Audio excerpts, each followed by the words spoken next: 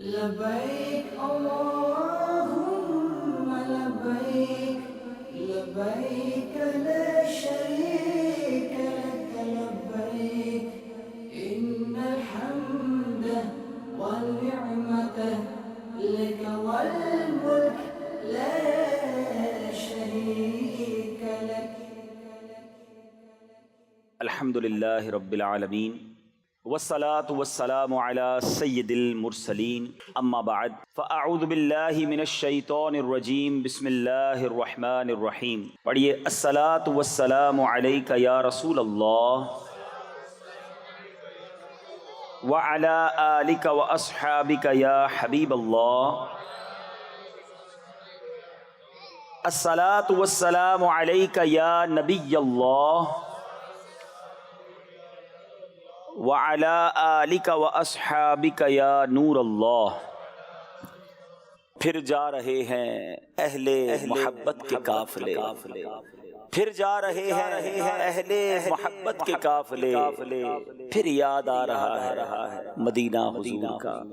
خوش نصیب زائرین جوک در جوک حرمین طیبین کا سفر اختیار کیے ہوئے ہیں. پہلے ہم سنتے تھے کہ ماہ رمضان میں اور حج میں بہت بڑی تعداد میں لوگ جاتے ہیں، اس کے بعد پھر رجب، شعبان اور رمضان میں تعداد بڑھی، اور اب ماشاءاللہ 2022 کی جو ہمارے پاس کارکردگی اور تعداد پتہ چل رہی ہے کہ پورا سال ہی سبحان اللہ حرمین طیبین میں ایک سما ہے. لاکھوں لاکھ زائرین ہر وقت ہی وہاں ایسا لگتا ہے کہ پروانے موجود ہوتے ہیں شمع کے گرد، اور ہم دعا بھی کرتے ہیں کہ شالہ وزدہ روے تیرا سونا حرم.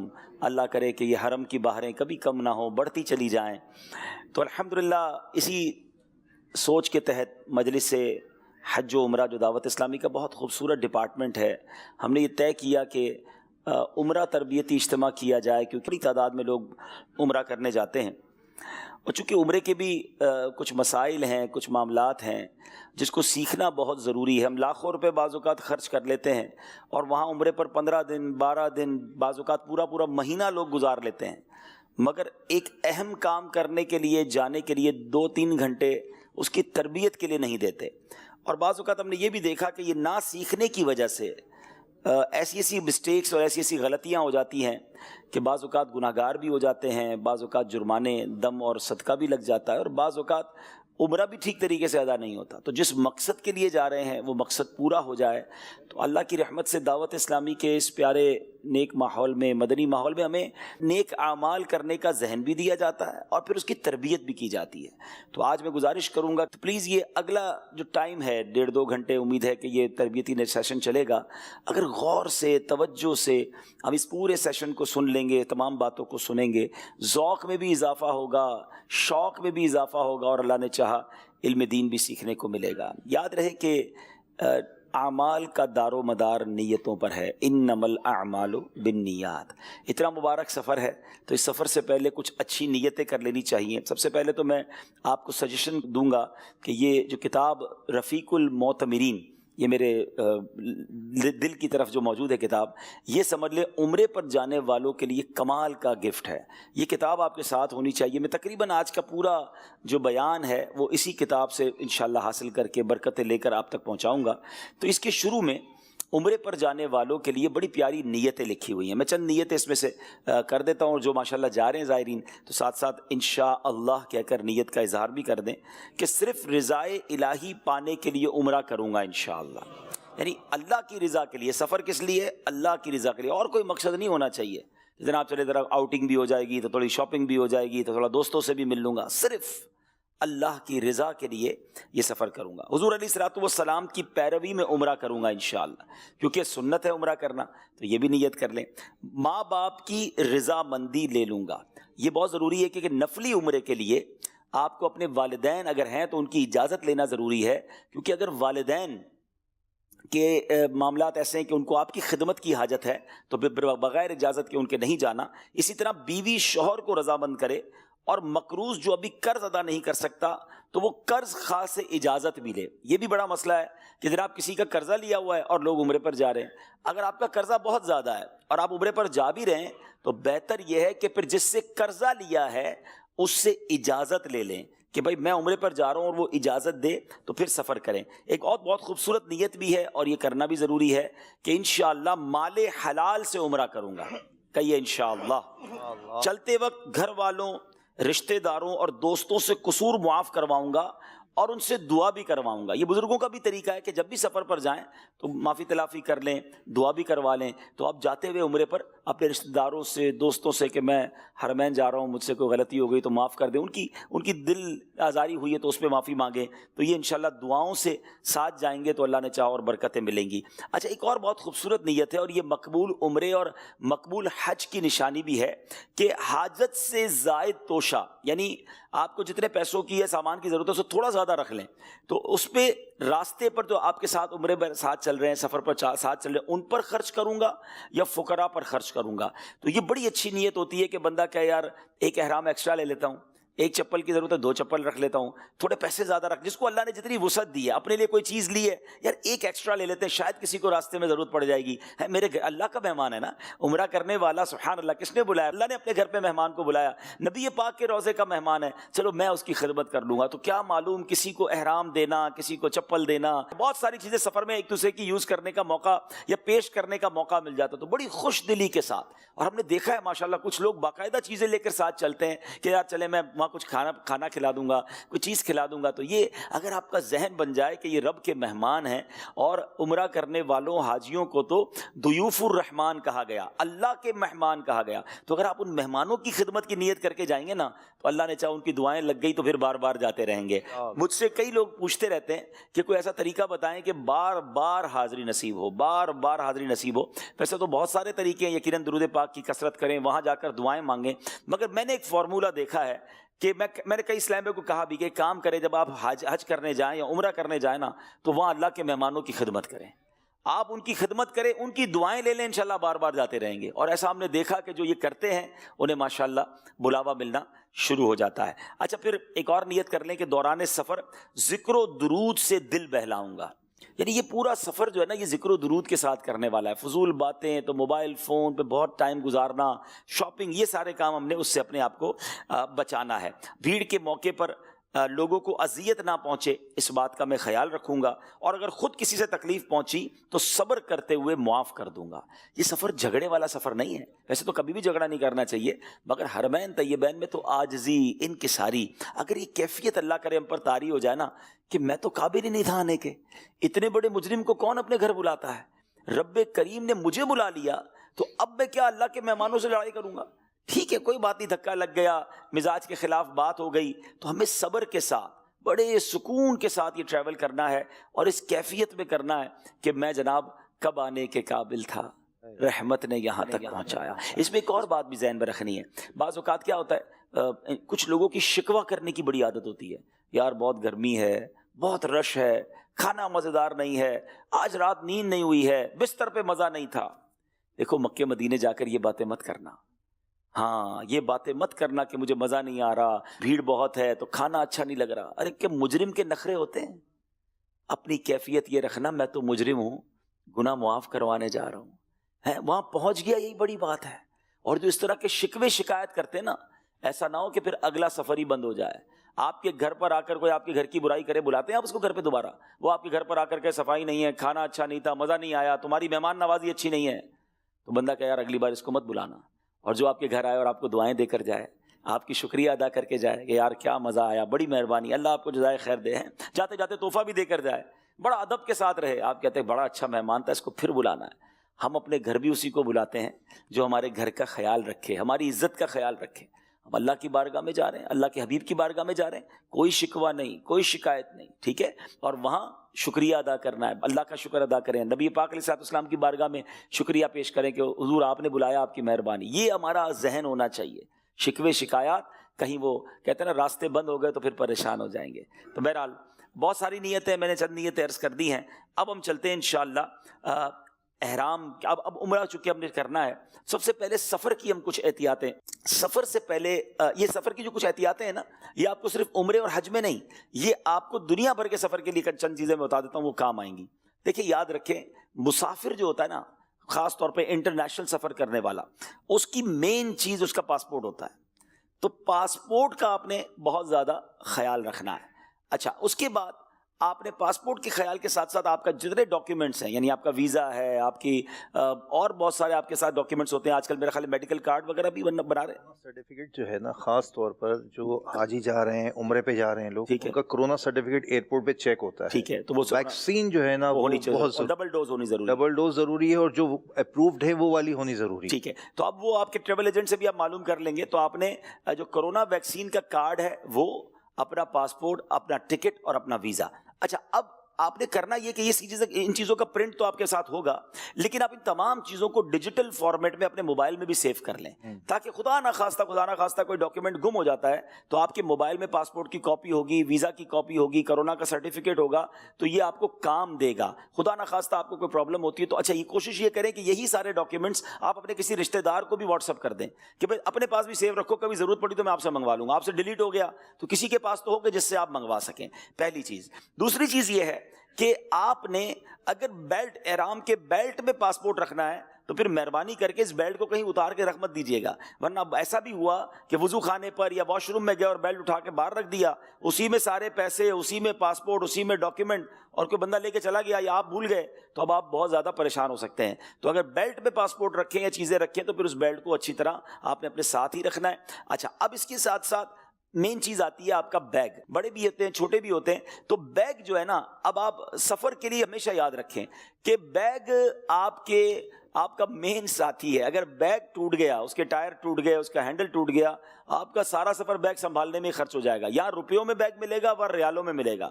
بیگ اچھا لے لیں اور مضبوط لے لیں. اچھا, لوگ کہتے ہیں کتنا مضبوط لیں, تو میں یہ کہتا ہوں یوں سمجھ لو کہ آپ کے بیگ میں سامان ڈال کر اس کو اگر 12 بار پھینکا جائے تو وہ بیگ زندہ رہے گا کہ نہیں. اور واقعی ایسا ہوتا ہے, ہر بیلٹ پہ بیگ پھینکا ہی جاتا ہے. تو ذرا مضبوط تگڑا بیگ لے لیں, اس پہ تھوڑا خرچہ کر لیں. یہ آپ کو سارے سفر میں سکون میں لے آئے گا, اور پھر آئندہ سفر میں بھی کام آئے گا. ایسا تو نہیں ختم ہو جائے گا, یہ کام ہی آئے گا آپ کو. اور جیسے یہ 4 ویل والا آج کل جب سے بیگ آیا نا, یہ بڑا آسان ہو گیا. یہ ذرا دیکھ لیں اس کو کہ اس کے 4 ٹائر ہیں. اب یہ سیدھا سیدھا بھی آپ کے ساتھ چلتا رہے گا, آپ کو کھینچنا نہیں پڑے گا, وزن بھی ہوگا تو آسانی رہے گی. ایک مختصر بات کر دیتا ہوں, ورنہ باتیں تو بیگ کے حوالے سے بہت ساری ہیں. کچھ لوگ بیگ میں بہت سامان بھرتے ہیں, اتنا سامان نہ بھریں کہ اس کی بھی سانس رک جائے, اور پھر بعد اوقات اس کے اوپر بیٹھ کر بند کرنا پڑتا ہے. تو جب اس کو آپ نے بھری اتنا دیا ہے, اس کے ٹوٹنے کے چانسز بھی زیادہ ہیں, بلکہ وہ زپ سے بند نہیں ہوتا, رسیوں سے باندھ رہے ہوتے ہیں. تو اتنا ظلم نہ کریں اس پر. تو بیگ لیں اور بیگ میں جتنا سامان آ سکتا ہے اتنا ہی سامان لیں. اور ہاں, اس میں تو پھر یہ بھی ہے کہ جو آپ کی ایئر لائن ہے اس سے آپ کو معلوم کرنا ہوگا کہ آپ کو کتنا سامان الاؤ ہے. آپ کو اگر 20 کلو الاؤ ہے تو آپ نے 20 کلو لے کے جانا ہے, 30 الاؤ ہے تو 30, تاکہ ایسا نہ ہو کہ آپ اتنا بھر لیں کہ پھر ایئرپورٹ پہ سامان نکالنا پڑے. تو ان چیزوں کا خیال رکھ لیں. تو یہ چند باتیں تھیں. باقی انشاءاللہ احرام کی اور پھر چپل کی اور بیلٹ کی بات میں آگے جا کے کرتا ہوں. اسی طرح ڈاکیومنٹس ہو گئے, آپ نے بیگ وغیرہ لے لیا. اب اس کے بعد ہمیشہ یاد رکھیں کہ آپ نے جب عمرے کے لیے روانہ ہونا ہے نا, تو احرام کہاں سے باندھنا ہے, یہ بہت اہم بات ہے. بعض اوقات تقریباً اب تو پاکستان سے دیکھا یہ گیا کہ زیادہ تر ہماری فلائٹس کسی نہ کسی ملک سے ہو کر جاتی ہیں, یا تو دبئی سے ہو کر جاتی ہیں, یا عمان سے ہو کر جاتی ہیں, یا قطر سے ہو کر جاتی ہیں. اور اگر مجھے پاکستان کے باہر سے لوگ سن رہے ہیں تو کہیں نہ کہیں سے بعض اوقات فلائٹس کسی ایک ملک سے سٹاپ اوور کے بعد جاتی ہیں. اچھا, ایک تو یہ. اب جو جدہ بھی جا رہا ہے, دیکھیں ہم 2 ہی جگہ نارملی جاتے ہیں نا, جدہ شریف جاتے ہیں یا مدینہ شریف جاتے ہیں. مدینہ شریف جانے والے کو تو احرام باندھنے کی کوئی ضرورت نہیں ہے, عمرہ مکہ پاک میں ہوتا ہے. تو جب آپ جدہ کی فلائٹ لیں گے تو تب آپ نے احرام باندھنا ہے. لیکن کب باندھنا ہے یہ بہت اہم بات ہے. ہمیشہ یاد رکھیں کہ جب آپ کی فلائٹ جدہ کے لیے اڑ رہی ہے, اب آپ کراچی سے جدہ ڈائریکٹ جا رہے ہیں تو ٹھیک ہے, آپ گھر سے احرام باندھ کے چلے جائیں یا ایئرپورٹ پر باندھ لیں. لیکن اگر آپ کی فلائٹ دبئی سے ہو کر جا رہی ہے, عمان سے ہو کر جا رہی ہے, کسی اور بھی ملک سے ہو کر جا رہی ہے, تو جو فلائٹ آپ کی اب جدہ کے لیے اڑے گی, یعنی دبئی جدہ فلائٹ جب شروع ہو جائے, یا عمان جدہ شروع ہو جائے, یا قطر جدہ ہو جائے, اس فلائٹ سے پہلے آپ احرام باندھیں تو اس کا فائدہ یہ ہوگا کہ احرام کی جو پابندیاں ہیں, یا احرام پہننے کے بعد جو آپ تھوڑا سا ڈسکمفرٹ فیل کرتے ہیں, تو وہ آپ کا ابھی سے شروع نہیں ہو جائے گا. تو آپ احرام, بیلٹ, چپل وغیرہ اپنا ہینڈ بیگ میں رکھ لیں, اور اس فلائٹ سے پہلے ایئرپورٹ پر بھی جگہ ہوتی ہے, واش رومز وغیرہ ہوتے ہیں, وہاں بھی باندھ سکتے ہیں. جہاز کے اندر بھی چاہیں تو, لیکن جہاز میں تھوڑا مشکل ہو جاتا ہے, تو بہتر ہے ایئرپورٹ پر باندھ لیں. اچھا, کبھی کبھی ایسا ہوتا ہے کہ فلائٹ تو وایا ہوتی ہے لیکن بہت تھوڑا اسٹے ہوتا ہے, 1-1.5 گھنٹے کا اسٹے ہے. اب آپ کے پاس اتنا ٹائم نہیں ہوتا کہ آپ دبئی ایئرپورٹ پہ اتریں اور احرام باندھیں, تو پھر ٹھیک ہے آپ پاکستان سے احرام باندھ لیں. مگر نیت جب کریں کہ جب آپ کا جہاز جدہ کے لیے ٹیک آف ہو جائے, اور آپ کا جہاز ہموار ہو جائے، بیلٹ وغیرہ آپ کے کھولنے کا سائن آ جائے، آپ سکون میں آ جائیں، تو اب نیت کر لیں، اب پتہ ہے آپ نے انشاءاللہ جدہ شریف جا کر لینڈ کرنا ہے۔ سبحان اللہ، عمرے کی سفر کی تو کیا بات ہے۔ نبی پاک صلی اللہ تعالی علیہ وسلم کا فرمان عالی شان ہے کہ جو عمرے کے لیے نکلا اور مر گیا، اس کے لیے قیامت تک عمرہ کرنے کا ثواب لکھا جائے گا۔ سبحان اللہ، سبحان اللہ۔ اچھا، ایک اور حدیث میں آیا کہ عمرے سے عمرہ تک ان گناہوں کا کفارہ ہے جو درمیان میں ہوئے، اور حج مبرور کا ثواب جنت ہی ہے۔ سبحان اللہ۔ اللہ ہمیں عمرہ بھی نصیب فرمائے اور حج بھی نصیب فرمائے۔ آمین۔ یعنی ایک عمرے سے دوسرے عمرے کے درمیان جو گناہ ہیں، یہ عمرے سے عمرے کے درمیان گناہ معاف کر دیے جاتے ہیں۔ اور سبحان اللہ، وہ خوش نصیب جو ماہ رمضان میں عمرہ کرنے جا رہے ہیں، اللہ کے حبیب علیہ الصلوۃ والسلام فرماتے ہیں کہ رمضان میں عمرہ میرے ساتھ حج کے برابر ہے۔ سبحان اللہ، سبحان اللہ۔ یعنی رمضان میں عمرہ کرنے والا ایسا ہے جس نے نبی پاک علیہ الصلوۃ والسلام کے ساتھ حج کیا، تو اس سے بڑی سعادت کیا ہے۔ آپ سب کو سفر مبارک ہو، لیکن اس سفر کو بڑے سوز کے ساتھ، بڑی رکت کے ساتھ، بڑی دعاؤں کے ساتھ، اور بعض اوقات یہ بھی ہم نے دیکھا کہ پہلے یہاں رو رہے ہوتے ہیں کہ حرمین پہنچ جائیں، مکہ دیکھیں، مدینہ دیکھیں، اچھا ادھر جا کر حرم میں وقت کم گزارتے ہیں، بازار میں وقت زیادہ گزارتے ہیں۔ تو جب یہ موقع ملا ہے نا، آپ یقین کریں کئی لوگ ہیں، کروڑوں لوگ ہیں جو تڑپ رہے ہیں، جو نہیں جا سک رہے۔ آپ جا رہے ہیں نا، تو اپنے لیے بھی دعا کیجیے گا، ہمارے لیے بھی دعا کیجیے گا، اور یہ وقت گزاریے گا حرم میں۔ اگر مکے میں تو کعبے کے سامنے بیٹھ جائیں، تلاوت کریں، نمازیں پڑھیں، طواف کریں، عمرے کریں، وقت وہاں گزاریں زیادہ۔ اور مدینہ شریف پہنچ جائیں تو بس آقا کے قدموں میں پڑے رہیں، کہ پڑے ہی رہنے سے کام ہوگا۔ ہاں، وہاں پڑے رہیں، درود پاک پڑھتے رہیں، نمازیں پڑھتے رہیں۔ ہم سونے کے لیے، کھانے پینے کے لیے، شاپنگ کے لیے نہیں گئے، ارے باقی زندگی پڑی ہے ان چیزوں کے لیے۔ ادھر جتنا ہو سکے وقت عبادت میں ہم نے گزارنا ہے۔ بلکہ امیر اہل سنت نے تو ایک بڑا پیارا ذہن بھی دیا، جن کے لیے ممکن ہو کہ وہ مکہ پاک میں ایک قرآن پاک اور مدینہ پاک میں ایک پورا قرآن پاک ختم کرنے کی نیت کر لیں۔ ہاں، کوئی مشکل نہیں ہے۔ اب جب آپ کے پاس کام ہی کوئی نہیں ہے، تو اگر ہر نماز کے بعد بھی ایک پارہ پڑھتے ہیں تو روز کے 5 پارے ہو گئے، 6 دن میں قرآن پاک ختم ہو جائے گا۔ جتنی آپ کو استطاعت ہو تو قرآن پاک وہاں پر آپ نے پڑھنا ہے۔ اچھا، اب احرام پہننے سے پہلے جو کام کرنے والے ہیں کہ ناخن تراشنے ہیں، بغل اور ناف وغیرہ کے، ناف سے نیچے کے جو بال ہیں، غیر ضروری بال ہیں، وہ دور کر لیں، مسواک کریں، وضو کریں، خوب اچھی طرح مل کر غسل کریں، مسواک کر لیں۔ اچھا، اس کے بعد جسم اور احرام کی چادروں پر خوشبو لگائیں، یہ سنت ہے۔ اچھا، کپڑوں پر ایسی خوشبو نہیں لگانی جس کی تہ جم جاتی ہے، یعنی مشک کی خوشبو، عنبر وغیرہ، یہ خوشبو نہ لگائیں کہ اس کی تہ جم جاتی ہے۔ باقی عطر وغیرہ آپ اپنے ہاتھ پہ لگا کر جسم پر بھی لگا لیں، احرام پر بھی لگا لیں۔ اسلامی بھائی سلے ہوئے کپڑے اتار کر، پھر اس کے بعد میں بھی بتاؤں گا کہ کیسے احرام کی چادر پہننی ہے۔ اچھا، اسی طرح اسلامی بہنوں کے لیے کیا ہے کہ وہ بالکل حسب معمول سلے ہوئے کپڑے پہن سکتی ہیں، جو گھر کے کپڑے ہوتے ہیں وہ بھی پہن سکتی ہیں، دستانے اور موزے بھی پہن سکتی ہیں، سر بھی اسلامی بہنیں ڈھانپیں گی، صرف چہرہ جو ہے وہ نہیں، اس پہ چادر وغیرہ نہیں پہنیں گی۔ اور غیر مردوں سے چہرہ چھپانے کے لیے اگر وہ چاہتی ہیں تو آگے کوئی پنکھا یا کتاب وغیرہ رکھ سکتی ہیں، لیکن چہرے سے کوئی کپڑا وغیرہ ٹچ نہ ہو، اس بات کا خیال رکھنا ہے۔ اچھا، یہ تو احرام سے پہلے کام کرنے والے ہیں۔ اب احرام کے اندر کچھ باتیں حرام ہیں، وہ بہت ضروری ہے ہمیں جاننا، تاکہ پھر ہم ان چیزوں سے بچیں۔ پہلے تو احرام کا معنی کیا ہے یہ سمجھ لیں۔ احرام کے لفظی معنی ہے حرام کرنا، کیونکہ احرام باندھنے والے پر بعض حلال باتیں بھی حرام ہو جاتی ہیں۔ احرام والے اسلامی بھائی کو محرم کہتے ہیں، اور جو اسلامی بہن احرام پہنتی ہے اس کو محرمہ کہتے ہیں، ٹھیک ہے۔ اچھا، اب حرام باتیں کیا ہیں یہ بہت ضروری ہے سمجھنا، کہ اسلامی بھائی کو سلا ہوا کوئی بھی کپڑا پہننا، مرد جو ہے وہ سلا ہوا کپڑا کوئی بھی جسم پر نہیں پہن سکتا۔ سر پر ٹوپی اوڑھنا، امامہ یا رومال وغیرہ باندھنا، یہ احرام میں حرام ہے۔ مرد کا سر پر گٹھڑی اٹھانا، یہ بھی احرام میں نہیں اٹھا سکتے، یعنی یہ احرام میں سر ننگا ہوگا، دوسرے لفظوں میں آپ یہ سمجھ لیں۔ اچھا، مرد دستانے پہنے، یہ بھی احرام میں حرام ہے، اسلامی بہنیں یعنی عورتیں پہن سکتی ہیں۔ اسلامی بھائی ایسے موزے یا جوتے نہیں پہن سکتے جو قدم کے ابھار کو، یعنی پیر کے جو بیچ کا ابھار ہو اس کو چھپائے۔ جب بھی آپ نے دیکھا ہوگا کہ احرام اور حج میں بتایا جاتا ہے کہ ہوائی چپل، ہمارے یہاں کہتے ہیں 2 پٹی والے چپل، وہ پہنے جاتے ہیں، باقی اس کے علاوہ وہ چپل، اس کے علاوہ کوئی قسم کے جوتے وغیرہ ہم نہیں پہن سکتے جس میں پیر جو ہے وہ ڈھک جائے۔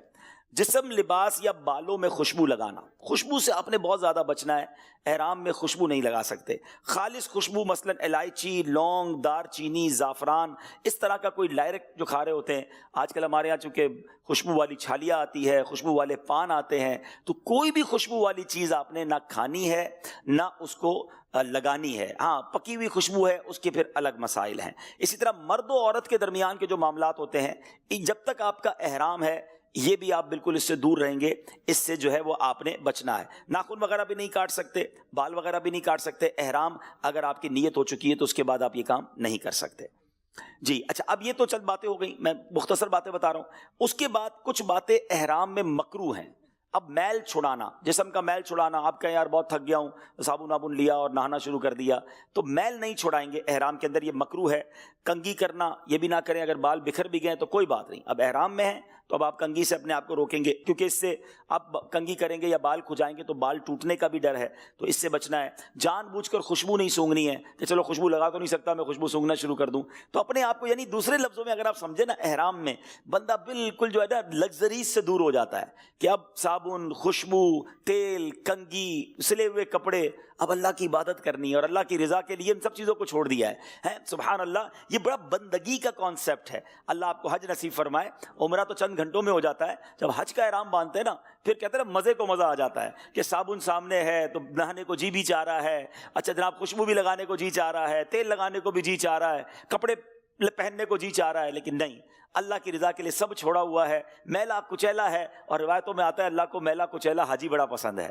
ہاں تو کس لیے میلا ہے، کس لیے سب چیزیں چھوڑی ہوئی ہیں، اللہ کی رضا کے لیے چھوڑی ہوئی ہے نا، تو پھر اس کا لطف بھی اور ہے۔ تو ان چیزوں سے اپنے آپ کو آپ نے بچانا ہے۔ کچھ لوگ کہتے ہیں یار پان کھانے کی عادت ہے، سگریٹ کی عادت ہے، ارے یار کچھ دیر کے لیے تو چیزوں کو چھوڑ دیں، ٹھیک ہے نا۔ آپ سگریٹ پیئیں گے منہ میں بدبو ہو جائے گی، تو آپ سوچیں کہ آپ بدبو والا منہ لے کر احرام پہنا ہوا ہے یا پھر حرم میں جا رہے ہیں، ٹھیک ہے کچھ چیزیں جائز ہیں، لیکن بہتر یہ کہ ان تمام چیزوں سے اپنے آپ کو بچا کر بس توجہ یہ ہو کہ خالق کے گھر پر، مالک کے گھر پر، کریم کے گھر پر جا رہا ہوں اور گناہ بخشوانے جا رہا ہوں۔ تو انشاءاللہ اگر ان کیفیتوں کے ساتھ آپ احرام پہنیں گے تو انشاءاللہ اس کا لطف آئے گا۔ اچھا احرام میں مسواک کر سکتے ہیں، کوئی پرابلم نہیں ہے۔ اچھا بے خوشبو اگر کوئی سرما ہے وہ لگا تو سکتے ہیں، مگر مکروہ تنزیہی لکھا کہ خواہ مخواہ نہ لگایا جائے، کیونکہ یہ بھی ایک طرح سے زینت ہے۔ اسی طرح اگر کوئی بغیر میل چھڑائے غسل کر لیتا ہے، پانی صرف جسم پہ ڈال لیتا ہے، تو پھر اس کی اجازت ہے۔ چلیں جناب، تو یہ چند باتیں ہو گئی احرام کے حوالے سے۔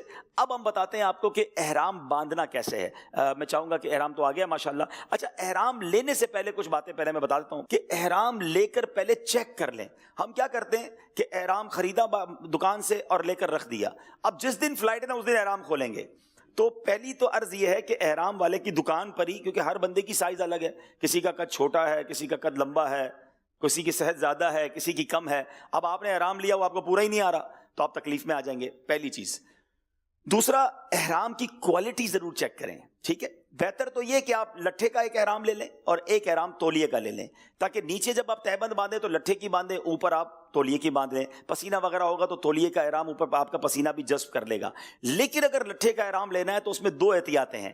ایک تو اس کی کوالٹی دیکھیں کہ وہ اتنا پتلا تو نہیں کہ جسم نظر آ رہا ہے۔ ہم نے دیکھا ہے بعض اوقات احرام پہنتے ہیں اور پھر جسم چھلک رہا ہوتا ہے، تو یہ شرعاً جائز ہی نہیں ہے، ٹھیک ہے نا۔ اچھا پھر اتنا پتلا ہوتا ہے کہ ذرا سا پانی کا چھینٹا پڑا تو بالکل جسم سے چپک گیا اور اب پھر جسم نظر آ رہا ہے، تو اس صورت میں تو پھر تولیے کا ہی احرام لے لیں بھائی، نیچے بھی اور اوپر بھی۔ ہاں، اور ایک اور اب پرابلم ہونے لگی ہے، میرے ساتھ بھی ایک بار ہوئی کہ احرام لیا اس پہ کلف لگا ہوا ہوتا ہے۔ اب ایسا کڑک کلف لگا ہوا ہے کہ آپ جب باندھ رہے ہیں نا تو آپ کو چلنے میں مشکل ہو رہی ہے، بعض اوقات احرام کی وجہ سے ریشز پڑ رہے ہیں، کیونکہ اتنے کڑک کپڑے کو آپ لے کر کیسے پہنیں گے۔ تو اگر آپ نے لٹھے کا احرام لیا ہے اور اچھی کوالٹی کا، بہتر اس کو ایک بار دھو لیں، وہ سافٹ ہو جائے گا، آپ کی باڈی کے ساتھ آپ کمفرٹیبل فیل کریں گے۔ تو یہ دو تین چیزیں تھیں۔ بالکل اسی طرح چپل میں بھی پرابلم کیا ہوتا ہے کہ لوگ خرید کے رکھ لیتے ہیں اور وہ چپل جو ہے وہ اب اسی دن پہنتے ہیں۔ اچھا ہمارے چونکہ 2 پٹی کے چپل پہننے کی عادت نہیں ہے، چپل جو ہے نا ہماری عادت نہیں ہے، اب جب ہماری عادت نہیں ہے اور ہم یہ پہن کر چلتے ہیں نا تو ایئرپورٹ پر یہ چپل کاٹنا شروع کر دیتا ہے، اور اگر چپل نے آپ کو شروع میں ہی زخم دے دیا تو آپ کا تو سارا سفر، کیونکہ حرمین طیبین کا سفر ہے ہی پیروں پر، جس کے پیر سلامت اس کا سفر مدینہ مدینہ۔ ہاں یہ بالکل یاد رکھیے گا, یہ جس کو چلنے کی عادت نہیں ہے نا, اس کو اگر مدینے جانا ہے, مکے جانا ہے, وہ آج سے چلنا شروع کر دے. ہاں کم از کم 5-7 کلومیٹر یہاں چلے تاکہ وہاں زیادہ چل سکے. اچھا ادھر جا کے لوگ بیچارے افسردہ ہو رہے ہوتے ہیں کہ یار طواف ساری دنیا کر رہی ہے, میں ایک طواف کر کے تھک گیا. ارے بھائی تگڑے ہو کر جاؤ, پیدل چلنے کی عادت ڈال کے جاؤ تو طواف ہی طواف کرو نا, سعی کرو, تھکنا کس چیز کا. اور جتنے قدم چلیں گے اتنی برکتیں ہیں. تو 2 چیزوں کی آپ نے عادت ڈال لینی ہے. جو عمرے پر جانا چاہتے ہیں بلکہ چلیں اس نیت سے آج سے چلنا شروع کر دو. جو نہیں بھی جا رہے کہ یا اللہ میں نے ادھر چلنا شروع کر دیا, اب طواف پہ چلانا تو نے انشاءاللہ. میں نے آج اپنے شہر کی گلیوں میں گھومنا شروع کر دیا اس نیت سے, تسبیح ہاتھ میں لے کر درود پڑھتے پڑھتے نگاہیں نیچی کر کے کہ اللہ مدینے کی گلیوں میں اب تو نے سفر کروانا ہے انشاءاللہ. تو اس نیت سے چلنے کی عادت ضرور ڈالیں, صحت بھی اچھی ہو جائے گی اور آپ کو ادھر بہت چلنا پڑے گا. سیکنڈ, آپ نے جس چپل کے ساتھ چلنا ہے نا, وہ چپل کے ساتھ یہاں چلنا شروع کر دیں. یقین کریں, آپ دعا دیں گے مجھے کہ اگر آپ کا یہ چپل مثال کے طور پہ آپ نے خریدا اور آپ نے چلنا شروع کیا اور چپل نے کاٹنا شروع کر دیا, ادھر ہی چینج کر لو گے نا, ادھر چند 100 روپے کا چپل ہے, ایک تو ادھر ریالوں میں ملے گا اور دوسرا آپ کو کہاں سے ملے گا, کدھر خریدیں گے. تو بیسٹ طریقہ, میں 2 چیزوں کا ہمیشہ مشورہ دیتا ہوں, بلکہ 3 سمجھ لیں, بیگ, چپل اور احرام. اس پہ کنجوسی نہ کرنا, اس پہ بہترین چیز لینا, اچھی چیز لینا, بے شک تھوڑی مہنگی لے لینا, کیونکہ یہ تینوں میں سے کسی چیز نے تکلیف دی نا, آپ کا سفر بہت ڈسٹرب ہو جائے گا. تو چپل سافٹ والی اچھی لے لیں, آپ چلتے رہیں گے, آپ کو پرابلم نہیں ہوگی, آپ کے پیروں میں پرابلم نہ ہو, اس بات کا خیال رکھنا ہے. اچھا اب احرام لے لیا آپ نے, ٹھیک ہے, اب احرام پر آپ خوشبو لگا لیں. احرام پر خوشبو احرام کی نیت سے پہلے لگانی ہے. جسم پر یا احرام پر خوشبو جب آپ نے غسل وغیرہ کیا اب آپ لگا لیں, تاکہ آپ کو جب اب کچھ دیر تک احرام پہننا, ہو سکتا ہے پورا دن پہننا پڑے, تو آپ احرام کے ساتھ خوشبو والے احرام کے ساتھ رہیں گے.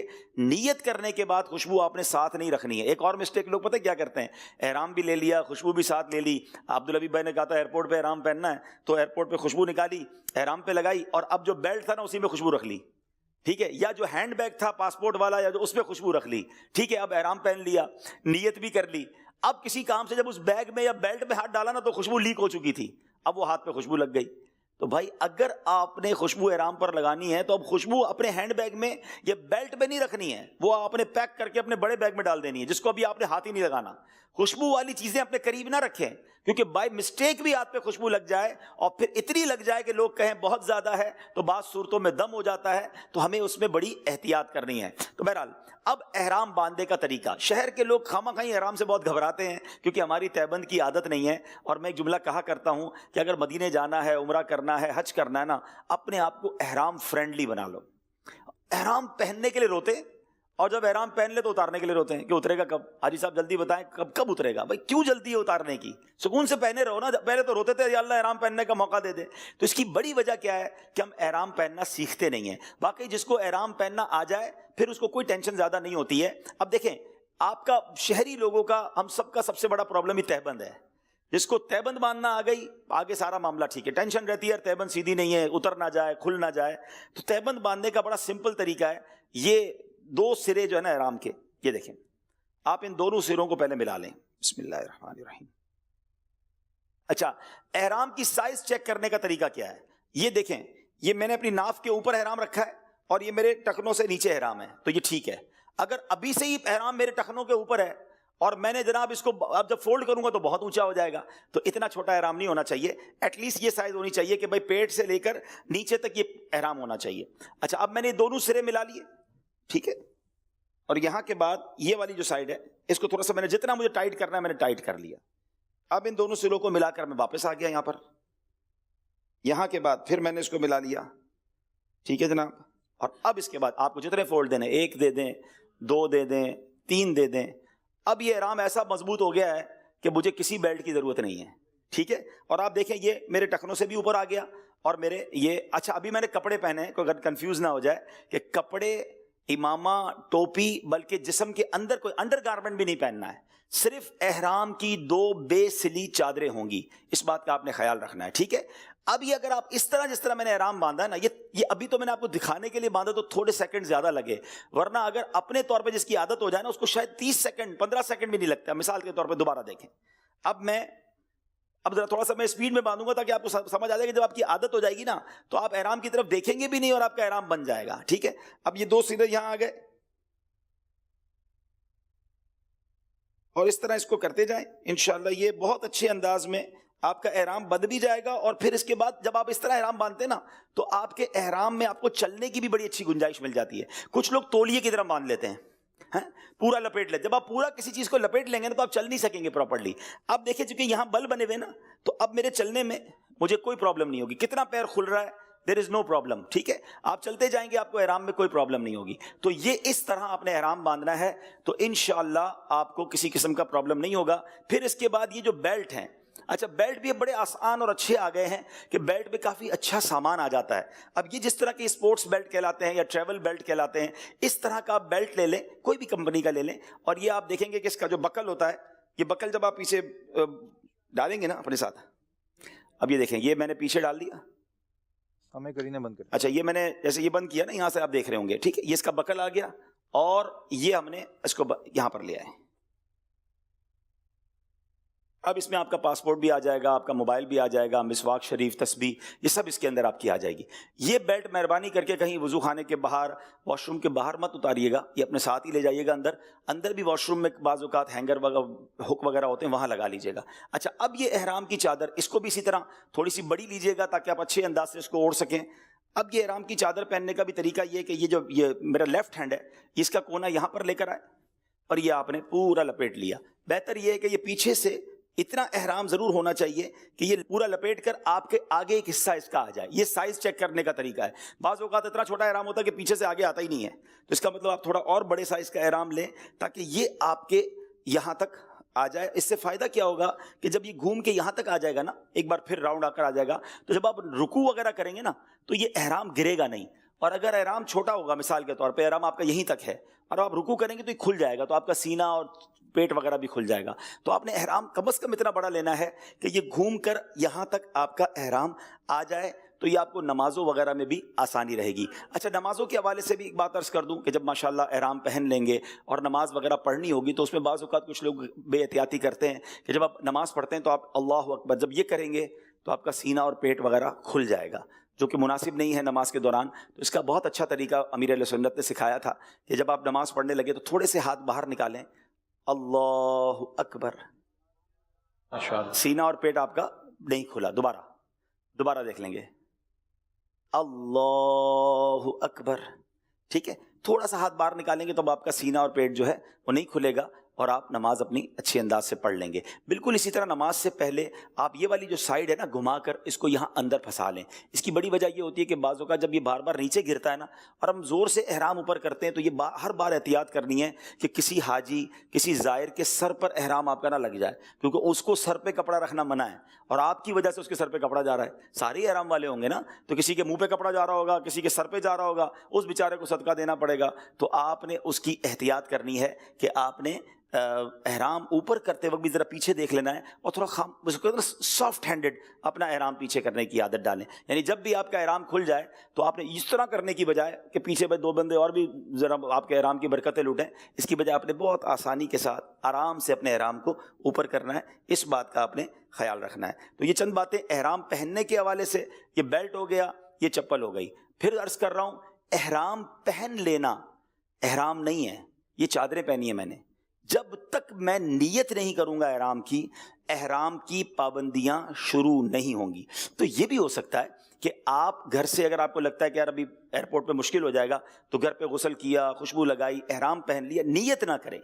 نیت آپ جب ہی کریں کہ جب آپ کا جہاز جدہ شریف کے لیے ٹیک آف ہو جائے اور جہاز ہموار ہو جائے، اب آپ نیت کر لیں. بعض اوقات کچھ لوگ کہتے ہیں یار جب میقات کا اعلان ہو نا تب نیت کریں. تقریباً ایئر لائنز میں میقات آنے سے پہلے، میقات اس جگہ کو کہتے ہیں کہ جس سے پہلے آپ کو احرام کی نیت کرنا ضروری ہے.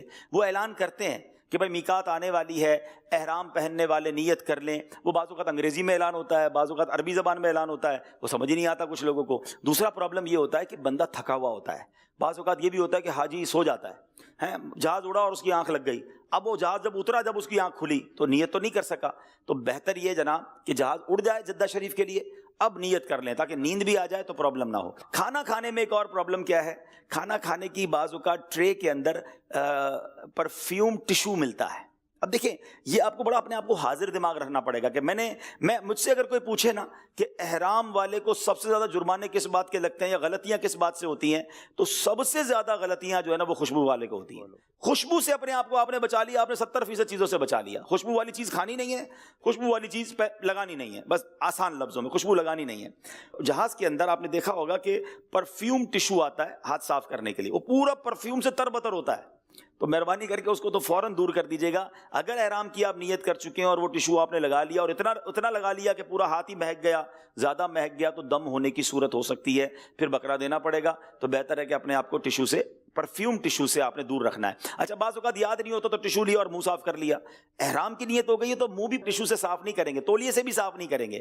ہاں یاد رہے، اب آپ نے اپنے ہاتھ گھما لینے، اگر منہ صاف بھی کرنا ہے گیلا ہاتھ گھما لیا، اس پہ تولیہ نہیں لگائیں گے، اس پہ کپڑا نہیں لگائیں گے، کیونکہ احرام والے شخص کو، مرد اور عورت دونوں کو، اپنا چہرہ چھپانے کی یا چہرے پہ کپڑا لگانے کی اجازت نہیں ہے. ٹھیک ہے، تو اب آپ سمجھ لیں گھر سے تیار ہو گئے، اب ایئرپورٹ پہنچ گئے ہیں، اور اب ایئرپورٹ پہ آپ نے سامان بھی دے دیا ہے. اب زبان پر جو ہے نا وہ ذکر و درود جاری رہے. جب آپ نے نیت کر لینی ہے، پھر آپ کا سب سے مین وظیفہ جو ہے وہ لبیک ہو جائے گا. اب میں کچھ نیت کے بارے میں پہلے بتاتا ہوں، پھر انشاءاللہ مل کر لبیک کی صدا بھی لگائیں گے اور انشاءاللہ اس کی برکتیں بھی لوٹیں گے. جیسے آپ نے نیت کا فرمایا بالکل جہاز ہموار ہو جائے. جی مشورہ ہم یہ دیتے ہیں کہ جب کھانا کھا لیں، نارملی 4 گھنٹے کی پاکستان سے فلائٹ ہوتی ہے تو 1.5 گھنٹے کے بعد کھانا مل جاتا ہے. کھانا کھا لیں، ٹشو وشو سے استعمال بھی کر لیا، سب کچھ کر لیا، کھانے کے بعد پھر نیت کریں گے تو یہ ایزی کمفرٹ رہتا ہے. اچھا اس میں نا ہم اگر کھانے کی شرط لگائیں گے نا، آپ کو پتا ہے کراچی سے تو 4 گھنٹے کی فلائٹ ہے، دبئی سے 2 گھنٹے کی فلائٹ ہے. اب کھانا کھاتے کھاتے ہی اور کھانا بعض اوقات لیٹ ملا اور میقات قریب آ گیا، تو بہتر یہ ہے کہ کھانے میں احتیاط کر لیں، نیت کر لیں. آنکھ لگ جاتی ہے بعض اوقات، اتنے تھکے ہوئے ہوتے ہیں کہ جہاز میں آنکھ لگ جاتی ہے. اچھا ایسا بھی ہوا کہ ایک جگہ ہمارے ساتھ ہی کچھ لوگ تھے کہ ان کو یہی کہا گیا کہ یار میقات کا اعلان ہوگا نا پھر نیت کریں گے. اب میقات کا اعلان ہوا تو ان کی آنکھ لگ چکی تھی. اب وہ بغیر احرام کے جدہ میں داخل ہو گئے. پھر اتنے مسائل ہوئے کہ ان کو پھر میقات پر جانا پڑا اور سینکڑوں ہزاروں ریال کا خرچ ہوا، اور اس کے شرعی مسائل بہت کمپلیکیٹڈ ہو جاتے ہیں. تو بہتر یہ کہ جہاز آپ کا اڑ جائے، اب آپ نیت کر لیں. ہاں کھانے میں جو احتیاط بتائیے وہ کر لیجئے گا تاکہ اس میں گڑبڑ نہ ہو جائے. احرام کی نیت سے پہلے آپ نے جو ہے وہ امامہ وغیرہ، ٹوپی وغیرہ سب اتار لینی ہے. اور میں دوبارہ عرض کر دوں کہ کوئی یہ نہ کہے کہ پکچر بازوں کا چھوٹا سا کلپ چلا دیتے ہیں. میں نے لباس پہنا ہوا ہے، یہ لباس جو ہے یہ احرام میں نہیں پہنیں گے، چونکہ ابھی ہم سیکھ رہے ہیں، سکھا رہے ہیں. اچھا اب احرام پہننے سے پہلے، یعنی احرام کی نیت کرنے سے پہلے اگر مکروہ وقت نہ ہو تو 2 رکعت نماز نفل بنیت احرام پڑھیں گے. مرد اس وقت سر بھی ڈھانپ سکتے ہیں کیونکہ ابھی آپ نے نیت نہیں کی ہے نا. 2 رکعت نفل جو پڑھ رہے ہیں وہ آپ امامہ پہن کر، ٹوپی پہن کر بھی پڑھ سکتے ہیں.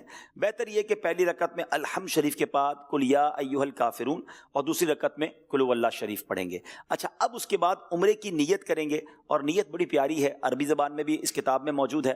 اور ویسے تو نیت دل کے ارادے کو کہتے ہیں. وہ نیت یہ ہے اللہم انی ارید العمرۃ فیسرھا لی وتقبلھا منی واعنی علیھا وبارک لی فیھا نویت العمرۃ واحرمت بها للہ تعالی. اے اللہ عز و جل میں عمرے کا ارادہ کرتا ہوں، اسے میرے لیے آسان فرما، میری طرف سے قبول فرما، اور اسے ادا کرنے میں میری مدد فرما اور میرے لیے بابرکت فرما. میں نے عمرے کی نیت کی اور اللہ عز و جل کے لیے اس کا احرام باندھا. جب نیت کرنی ہوگی تب ہم یہ نیت کر لیں گے. اس کے بعد آپ نے پھر لبیک پڑھنی ہے. یاد رہے کہ لبیک نیت کے بعد کم از کم 1 بار لبیک کہنا لازمی ہے اور 3 بار کہنا افضل ہے. اور لبیک تو کیا لبیک ہے، یقین کریں احرام پہن کر پھر جو لبیک پڑھنے کا لطف ہے نا، میں کہتا ہوں یہ الفاظ میں بیان، میں نے ابھی احرام پہنا ہے حالانکہ چادر پہنی بھی ہے، یہ کیفیت بنتی ہی نہیں ہے. جب واقعی آپ احرام پہن لیں، آپ نیت کر لیں، جسم پر کوئی اور لباس نہیں ہے اور اب اللہ کے گھر جا رہے ہیں، تو پھر جو لبیک کا لطف ہے نا، آئیے مل کر پڑھتے ہیں. لبیک اللہم لبیک لبیک لا شریک لک لبیک ان الحمد والنعمت لک والملک لا شریک لک لبیک اللہم لبیک لبیک لا شریک لک لبیک ان الحمد والنعمت لک والملک لا شریک لک لبیک اللہم لبیک لبیک لا شریک لک لبیک ان الحمد والنعمت لک والملک لا شریک لک. آئے ہائے، لبیک کا معنی پہلے ذہن میں رکھیں. آئے ہائے، پہلے لبیک کی فضیلت سن لیتے ہیں. سرکار دو عالم علیہ الصلوۃ والسلام فرماتے ہیں جب لبیک کہنے والا لبیک کہتا ہے تو اسے خوشخبری دی جاتی ہے. عرض کی گئی یا رسول اللہ صلی اللہ تعالیٰ علیہ وسلم کیا جنت کی خوشخبری دی جاتی ہے؟ ارشاد فرمایا ہاں. سبحان اللہ. ایک اور جگہ نبی پاک علیہ الصلوۃ والسلام نے فرمایا جب مسلمان لبیک کہتا ہے تو اس کے دائیں اور بائیں زمین کے آخری سرے تک جو بھی پتھر، درخت اور ڈھیلا ہے سب ہی لبیک کہتے ہیں. یعنی اس کے ساتھ سبھی لبیک کہہ رہے ہوتے ہیں. اچھا ایکچولی لبیک کیا ہے؟ اگر آپ کو اس کا تصور سمجھ آ جائے نا تو پھر تو سبحان اللہ اس کا لطف ہی اور ہو جاتا ہے، آنکھوں میں آنسو آ جاتے ہیں. ہم اسکول میں جب ہوتے تھے تو استاد صاحب نام لیتے ہیں کیا کہتے تھے؟ لبیک. پریزنٹ ہے مدرسے میں لبیک. یہ ایکچولی حاضری لگانی ہے. یا اللہ میں حاضر ہوں، لبیک اللہم لبیک، میں حاضر ہوں میرے مولا، میں حاضر ہوں. لبیک لا شریک لک لبیک، میرے مولا تیرا کوئی شریک نہیں، میں حاضر ہوں. ان الحمد والنعمت لک والملک، اے اللہ تعریف بھی تیری، نعمتیں بھی تیرے، ملک بھی تیرا ہی ہے. لا شریک لک، تیرا کوئی شریک نہیں. یعنی بندہ اس کیفیت میں لگائے حاضری کہ یا اللہ اتنے نیک آئے ہیں، اتنے اچھے لوگ آئے ہیں، اس میں گناہگار بھی حاضر ہے. اللہ میری حاضری بھی قبول فرما لے، مجھے محروم نہ کیجیے مالک، میری حاضری بھی قبول ہو جائے. جب اس کیفیت میں آپ لبیک پڑھ رہے ہوں گے نا کہ بس میری حاضری قبول ہو جائے، میری لبیک قبول ہو جائے. آپ کو معلوم ہے امام زین العابدین، اتنے بڑے امام، زین العابدین کا مطلب کیا ہوتا ہے؟ عابدوں کی بھی زینت. اتنی بڑی شخصیت ہیں. مگر ایک بار آپ سفر حج پر تھے، احرام باندھا، احرام باندھنے کے بعد آپ کے رنگ چہرے کا بدل گیا. لوگوں نے کہا لبیک تو پڑھیے. آپ کہتے ہیں مجھے ڈر لگتا ہے میں لبیک کہوں تو کہیں سامنے سے لا لبیک نہ کہہ دیا جائے. عرض کی گئی حضور لبیک تو کہنا ضروری ہے، آپ لبیک پڑھیے. جب آپ لبیک آپ نے پڑھی تو اس قدر خوف طاری ہوا کہ آپ گر گئے اور آپ بے ہوش ہو گئے. اور پورے سفر میں یہ کیفیت رہی کہ جب جب لبیک پڑھتے تھے آپ بے ہوش ہو جاتے تھے. تو اے میرے پیارے اسلامی بھائیوں، ہم تو گناہگار خطا کار جا رہے ہیں، ہمیں تو کس قدر شرمانا ہے، کس قدر جس کو کہیں کہ خوف دل پر طاری ہو. اچھا بڑا خوبصورت ایک کمبینیشن اللہ کرے دل پر طاری ہو جائے، اپنے گناہ بھی یاد آئیں، اپنی خطائیں بھی یاد آئیں، اور پھر یہ بھی یاد آئے کہ آیا کس کے در پر ہوں؟ کریم کے در پر آیا ہوں، رحمان کے در پر آیا ہوں. یہ تو ماں سے زیادہ چاہنے والا مولا ہے، اگر اس کے در پر نہ جاؤں گا تو کہاں جاؤں گا؟ ارے میں تو گناہ بخشوانے آیا ہوں. اس ملی جلی کیفیت میں اگر لبیک کی صدائیں ہوں گی تو اس کا لطف ہی اور ہوگا. آئیے اب اس تصور کے ساتھ لبیک پڑھیں کہ اپنی حاضری لگا رہے ہیں. لبیک اللہم لبیک، لبیک لا شریک لک لبیک، ان الحمد والنعمت لک والملک لا شریک لک. لبیک اللہم لبیک، لبیک لا شریک لک لبیک، ان الحمد والنعمت لک والملک لا شریک لک. لبیک اللہم لبیک، لبیک لا شریک لک لبیک، ان الحمد والنعمت لک والملک لا شریک لک. سبحان اللہ سبحان اللہ. اچھا لبیک سے فارغ ہونے کے بعد ایک سنت یہ ہے کہ حدیث پاک میں آتا ہے کہ جب نبی پاک علیہ الصلوۃ والسلام لبیک سے فارغ ہوتے تو اللہ عز و جل سے اس کی خوشنودی اور جنت کا سوال کرتے اور جہنم سے پناہ مانگتے. تو جب بھی آپ 3 بار لبیک پڑھیں یا اس سے زیادہ بار پڑھیں، دعا کریں کہ یہ قبولیت کا وقت ہے، تو انشاءاللہ اس کی برکتیں آپ کو ملیں گی. اٹھتے بیٹھتے چلتے پھرتے، بے وضو ہر حال میں اب آپ نے لبیک پڑھنی ہے. احرام کی نیت ہو گئی تو اب آپ کا مین وظیفہ یہ ہے. اچھا اسی طرح چڑھائی پر چڑھتے وقت، ڈھلوان اترتے وقت، اگر نیچے اتر رہے ہیں، سیڑھیوں سے اتر رہے ہیں، لفٹ سے اتر رہے ہیں تو لبیک پڑھیں. اسی طرح 5 نمازوں کے بعد جب تک آپ نے ابھی عمرہ نہیں کیا، احرام سے فارغ نہیں ہوئے، نمازیں آ رہی ہیں تو اب نمازوں کے بعد بھی لبیک کہیں. اور جب بھی لبیک شروع کریں تو کم از کم 3 بار لبیک کہیں. اچھا اب جب کعبہ کا طواف شروع کریں گے نا، پہلا استلام کریں گے، حجر اسود کا بوسہ جو ہوتا ہے، اس کے بعد آپ کی لبیک ختم ہو جائے گی. یعنی اس سے پہلے آپ نے لبیک پڑھنی ہے. جب آپ کا طواف شروع ہو گیا، اب لبیک کا وقت ختم ہو گیا، اب دیگر وظائف، دعائیں، درود پاک وغیرہ پڑھیں گے، مگر لبیک جو ہے وہ کعبے کا طواف شروع کرنے سے پہلے تک ہے. اچھا اب اس کے بعد سبحان اللہ، میرا خیال ہے کہ وہ شعر پڑھ لیا جائے کہ فضا میں لبیک کی صدائیں، فرش تا عرش جھومتی. فضا میں لبیک کی صدائیں،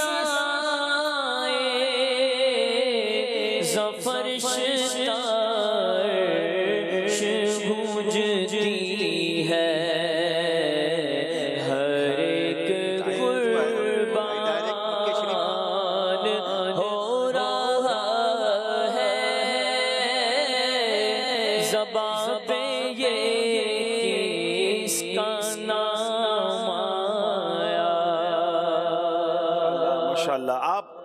جدہ شریف پہنچ گئے، ایئرپورٹ کے معاملات سے فارغ ہوں گے، بعض لوگوں کو معلم کی طرف سے ٹرانسپورٹ دیا جاتا ہے، آپ مکہ پاک پہنچ گئے، بس ایک مشورہ ہم دیا کرتے ہیں کہ بہت جلدی نہ کریں، آپ تھک گئے ہوں گے، آپ اپنا سامان وغیرہ اپنے روم میں رکھ لیں، تھوڑا سا آرام کر لیں، اگر نمازوں کے اوقات نہ ہوں، وقت ہو تو ریسٹ کر لیں، فریش ہو جائیں، بھوک لگی ہے تو کھانا کھا لیں، چائے پی لیں، یعنی اپنے آپ کو ایسا پکا کر لیں کہ اب جب کعبے کے پاس جائیں تو اب بڑے فریش ہوں۔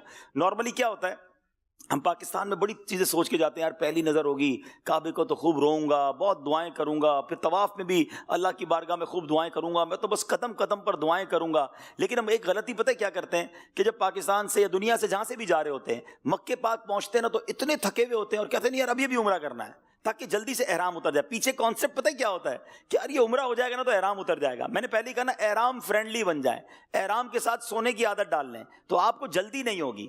ہاں آپ اپنے ہوٹل میں جائیں، جا کے سو جائیں، بالکل فریش ہو جائیں، کھانا کھائیں، اب آپ کو لگتا ہے کہ یار اب میرے اندر فل انرجی ہے نا، کیونکہ اب آپ نے ایک زبردست عبادت کرنی ہے اور کعبے پر پہلی نظر پڑھ کے تو دعائیں قبول ہوتی ہیں۔ میں فریش ہوں گا تو دعائیں کر سکوں گا۔ یعنی ایسے بھی مسائل ہم سے لوگوں نے پوچھے ہیں کہ ہم طواف کرتے کرتے سو گئے، ہمیں پتہ ہی نہیں کتنے چکر ہوئے، یعنی چلتے چلتے بھی بندہ سو جاتا ہے۔ اس کا مطلب یہ ہوا کہ پیچھے سے اتنے تھکے ہوئے تھے کہ بیچاروں کی آنکھیں ہی نہیں کھلی طواف کے دوران۔ تو میری گزارش یہ ہے کہ ایسی بھی کیا جلدی ہے، ہم آپ کو ایک دن کے لیے تو گئے نہیں ہیں اور ہماری اس کے بعد بھی کوئی بزنس میٹنگ نہیں ہے، تو فریش ہو کر تگڑے ہو کر اب آپ حرم پاک کی طرف جائیں۔ اچھا، حرم شریف کی طرف جب جائیں تو ایک اور احتیاط کر لیں کہ اپنی ہوٹل کا کارڈ ضرور لے لیں۔ بعض اوقات پہلی بار جو لوگ جاتے ہیں ان کو واپسی میں پھر ہوٹل آنا مشکل ہو جاتا ہے، فیملی کے لوگ ہیں تو سب کو ایک ایک کارڈ دے دیں، کیونکہ اس کے پیچھے نارملی ہوٹل کا نقشہ بھی ہوتا ہے، کوئی آگے پیچھے بھی ہو گیا تو کارڈ دکھا کر آپ کے ہوٹل تک آ جائے گا۔ اچھا، اب آپ حرم شریف میں جب داخل ہو رہے ہیں نا تو اس میں سبحان اللہ کسی بھی دروازے سے داخل ہوں گے تو تھوڑی دیر بعد ہی آپ کو کعبہ شریف نظر آنا شروع ہو جائے گا۔ تو جب آپ، ویسے تو بہتر ہے کہ باب السلام سے داخل ہوں، لیکن اگر آپ وہاں نہیں جا پا رہے تو آپ کسی بھی دروازے سے داخل ہو جائیں۔ تو اب جب آپ دروازے سے داخل ہوں تو اب آپ نے نظریں نیچی رکھنی ہے، لبیک پڑھتے رہنا ہے، اپنے گناہوں کو یاد کرنا ہے، کیونکہ کعبے پر جب پہلی نظر پڑے گی تو جو دعا مانگی جائے وہ دعا قبول ہوتی ہے۔ علماء نے بڑی پیاری دعائیں لکھی ہیں کہ کعبے کو دیکھ کر پہلے تو درود پاک ہی پڑھ لے کہ اگر درود پاک قبول ہو گیا تو بھی ہمارا بیڑا پار ہو جائے گا، اور پھر اس کے بعد یہ دعا کر لے کہ یا اللہ جو دعائیں میں تجھ سے مانگوں اے اللہ اپنے کرم سے وہ دعائیں قبول فرمانا۔ اب اسی طرح بہت سارے پیارے پیارے اس میں اشعار بھی ہیں کہ یا الہی جو دعائیں نیک ہم تجھ سے کریں قدسیوں کے لب سے آمی، ربنا کا ساتھ ہو ہاتھ اٹھتے ہی بر آئے ہر مدعا، وہ دعاؤں میں مولا اثر چاہیے۔ اللہ اکبر لا الہ الا اللہ واللہ اکبر اللہ اکبر وللہ الحمد، یہ پڑھیں، کلمہ پاک پڑھیں، پھر اس کے بعد جو دل میں، جلدی نہ مچائیں، مانگیں۔ دیکھیں ادھر نہیں مانگیں گے تو کدھر مانگیں گے؟ اور میں یقین کریں، بلیو کریں، ماشاءاللہ عبدالحاد بھائی بھی بیٹھے ہیں اور بھی بہت سارے لوگ ہیں جو کئی بار گئے ہیں، یہ ماشاءاللہ نعت خواہ اسلام میں بھی کئی بار گئے ہیں، لیکن یقین کریں کوئی 1000 بار بھی مکہ پاک گیا ہونا اور اس نے ہزاروں بار کعبے کو دیکھا ہو، کعبے کے سامنے جب بھی جاتے ہیں نا کیفیت ہی الگ ہو جاتی ہے۔ خدا کی قسم، یقین، مطلب ایک عجب کیفیت، میں واقعی کعبے پاک کے سامنے کھڑا ہوں، اتنا سا ہو جاتا ہے آدمی، اتنا سا اس کو اپنی اوقات، اپنی حیثیت، ایسا فیلنگ آ جاتی ہے کہ یار میں کدھر آ گیا، رحمان کا گھر سامنے اور میں فقیر، میں گناہ گار اس کے در کے سامنے۔ اور علماء نے بڑی پیاری بات لکھی ہے کہ جو کعبے کو دیکھ کر دعا قبول ہوتی ہے نا، اس کا ایک ریزن یہ بھی ہے کہ جو کیفیت کعبے کو دیکھ کر ہوتی ہے نا اور دل پر جو رکت طاری ہوتی ہے، وہ رکت میں کچھ بھی مانگا جائے تو وہ قبول ہو جاتا ہے۔ علماء فرماتے ہیں وہ رکت، وہ کیفیت تمہارے وطن میں بھی طاری ہو گئی، یہاں بھی تمہاری دعا قبول ہو جائے گی، کیونکہ وہ لمحہ ہی الگ ہوتا ہے، بالکل جس کو کہتے ہیں اسپیچ لیس۔ انسان جب بالکل کعبے کے سامنے کھڑا ہونا تو الفاظ ہی ختم ہو جاتے ہیں، حیران ہو جاتا ہے، وہ ہے نا کہ کعبے پر پڑی جب پہلی نظر، کیا چیز ہے دنیا بھول گئے۔ تو بہرحال میرے پیارے اسلامی بھائیوں، بس خوب مانگیے گا، خوب مانگیے گا، اپنے لیے مانگیے گا، اپنے ماں باپ کے لیے مانگیے گا، ہمارے پیارے وطن کے لیے مانگیے گا، سرکار کی ساری امت کے لیے مانگیے گا، جو تڑپ رہے ہیں، جو رہ گئے ہیں پیچھے، ان کے لیے مانگیے گا، اپنے لیے بار بار حاضری مانگیے گا، حج مانگیے گا، عمرہ مانگیے گا۔ یہ مانگنے کا مقام ہے اور رحمتوں کی برسات ہے۔ یہ وہی کعبہ ہے جس کی ایک سائڈ، جس کو مستجاب کہا جاتا ہے، 70,000 فرشتے دعاؤں کی آمین کے لیے موجود رہتے ہیں۔ تو آپ نے خوب دعائیں کرنی ہیں، اللہ ہم سب کی دعائیں کعبے کے سامنے قبول فرمائے۔ حضور کعبہ حاضر ہے، حضور کعبہ حاضر ہے،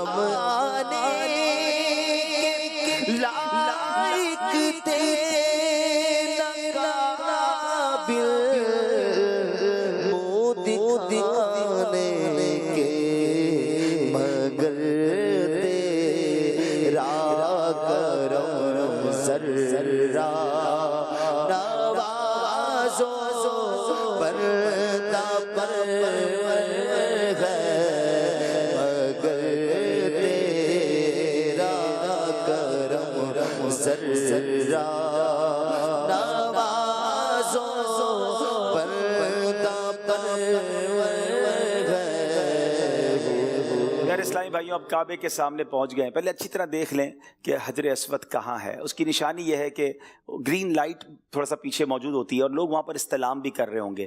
حجر اسود کے قریب آپ نے پہنچ کر پہلے تو اپنا دایاں کاندھا کھلا کر دینا ہے. اس کو اجتباء کہتے ہیں.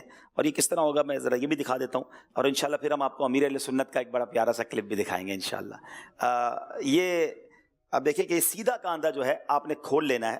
جب بھی آپ احرام میں طواف کریں گے, یعنی بعض اوقات لوگ پورا ہی سفر سیدھا کاندھا کھولتے ہیں, یہ صرف طواف کے لیے اجتباء سنت ہے, اس کے علاوہ نہیں ہے. باقی آپ نے کاندھا پورا ڈھک کے ہی رکھنا ہے.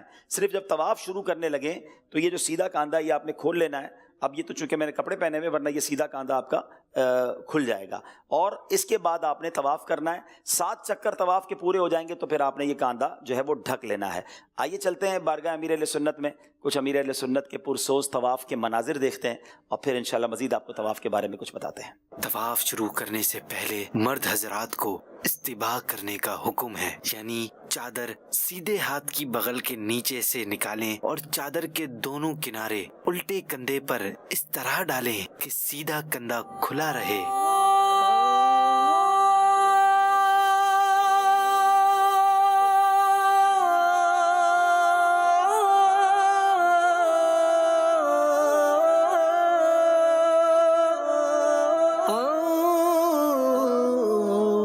اس کے بعد کعبے کو منہ کرتے ہوئے حجر اسود کے سامنے آ کر اس طرح کھڑے ہوں کہ پورا حجر اسود آپ کے سیدھے ہاتھ کی طرف ہو. اب استباء کی حالت میں طواف کی نیت کریں بغیر ہاتھ اٹھائے. اس کے بعد سیدھے ہاتھ کی طرف کچھ سرکیں گے تو حجر اسود آپ کے بالکل سامنے آ جائے گا. اس کی نشانی یہ ہے گرین لائٹ آپ کی پیٹھ کے بالکل پیچھے آ جائے گی.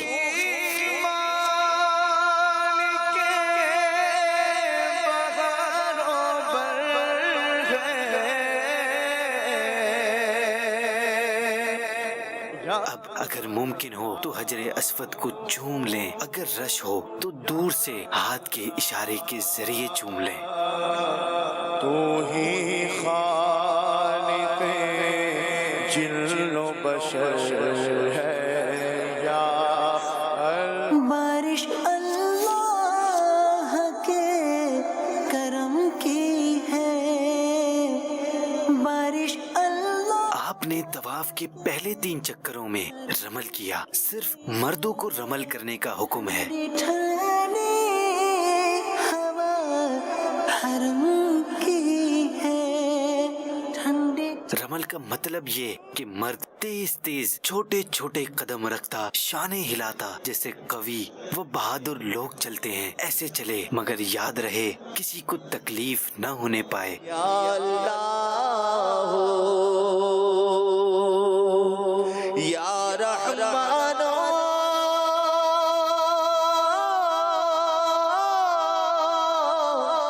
یا حنان یا منان بخش دے بخش ہو کا صدقہ بخش دے بخش ہو کا. آپ دعائیں پڑھتے ہر چکر میں حجر اسود کو استلام کرتے ہوئے طواف کے 7 چکر اور 8 بار حجر اسود کو استلام کرتے ہوئے طواف پورا فرمایا. ربنا ارحم لنا یا ربنا. یاد رہے جو کندھا طواف کے شروع میں کھلا تھا اسے دوبارہ ڈھانپ لیں. پھر لگ کیا بات ہے, کیا بات ہے. اللہ یہ سفر ہم سب کو نصیب فرمائے. یقین کریں طواف کرنے کا جو لطف ہے, اور سبحان اللہ اگر وہ مرشد کے ساتھ نصیب ہو جائے. بہرحال جس طرح میں نے بتایا کہ سیدھا کاندھا 7 چکر میں کھلا رکھنا ہے, اور پہلے 3 چکر میں آپ نے سن بھی لیا کہ رمل کرنا ہوتا ہے. یعنی رمل جس طرح اکڑ کر بہادر لوگ چلتے ہیں. اب اس کے بہت سارے طریقے ویسے تو ہیں, لیکن نارملی یہ کہ چھوٹے چھوٹے قدم لینے. میں تھوڑا سا چل کے جیسے بتاتا ہوں کہ اب یہ اس طرح جو ہے نا آپ نے چلنا ہے. اب اس میں چلتے ہوئے یہ دیکھنا ہے کہ کسی کو ٹکر نہ لگ جائے, کسی کو دھکا نہ لگ جائے, کیونکہ رش ہوتا ہے. رش نہ ہو تو آپ رمل کر لیں, جب آپ کو لگتا ہے تھوڑا سا گیپ ہے تو آپ رمل کر لیں. اور یہ 3 چکر میں ہوگا. 3 چکر پورے ہو گئے تو پھر اب اس کے بعد آپ بالکل نارمل چال میں چلیں گے. اب یہ 7 دانوں والی طواف کی تسبیح یہ بھی مل جاتی ہے, یہ آپ کے ساتھ ہوگی تو فائدہ یہ ہوگا کہ ہر چکر میں آپ نے اس کو اوپر کر لینا ہے, تو آپ کے جو جب 7 چکر ہوں گے تو آپ اس کو بھولیں گے نہیں انشاءاللہ، اور آپ کو یاد رہے گا۔ اور یہ بھی ہو سکتا ہے کہ آپ 7 قسم کے وظائف اپنے اگر نوٹ کر لیں کہ میں نے پہلے چکر میں یہ پڑھنا ہے، دوسرے میں یہ پڑھنا ہے، تو اگر یہ بھی ہو گیا تو آپ کو پھر یاد رہ جائے گا۔ کچھ اسلام پہ پڑھتے ہیں، پہلے چکر میں کلمہ پاک پڑھ لیں لا الہ الا اللہ محمد رسول اللہ، دوسرے چکر میں استغفر اللہ ربی من کل ذنب واتوب پڑھ لیں، تیسرے میں سبحان اللہ وبحمدہ سبحان اللہ العظیم، یہ بھی بڑا پیارا وظیفہ ہے، یہ پڑھ لیں۔ چوتھے میں آپ جو درود پاک پڑھ سکتے ہیں وہ پڑھ لیں۔ پانچویں میں آپ درود ابراہیمی پڑھ لیں۔ اب چھٹے اور ساتویں کے اندر، چھٹے کے اندر جو ہے حسبنا اللہ ونعم الوکیل نعم المولا ونعم النصیر، اور 7ویں چکر میں لا حول ولا قوت الا باللہ العلی العظیم۔ تو تقریباً یہ حدیث شریف سے ہی وظائف ملے ہوئے ہیں، تو یہ وظائف اگر آپ پڑھ کے اس کو روٹین وائز اپنی طرف سے بھی کچھ سیٹ کر سکتے ہیں تو یہ بھی ایک طریقہ ہے کہ آپ کو پتا ہو کہ میں پہلے چکر میں یہ پڑھوں گا، دوسرے میں پڑھوں گا، یاد بھی رہے گا اور چکر بھی ہو جائیں گے اور وظائف بھی بہت سارے آپ پڑھ لیں گے۔ ویسے تو طواف کی بہت ساری دعائیں اس میں لکھی ہوئی ہیں، آپ دعائیں پڑھنا چاہتے ہیں تو وہ دعائیں بھی موجود ہیں، لیکن مزہ اس میں ہے کہ جو آپ زبانی دعا یاد ہو، دل سے جس دعا کو آپ سمجھ رہے ہوں اور وہ دعا آپ کرتے جائیں گے۔ میرا مالک بڑا کریم ہے، اردو میں بھی مانگ سکتے ہیں آپ اس سے، وہ تو دل کی پکار سنتا ہے۔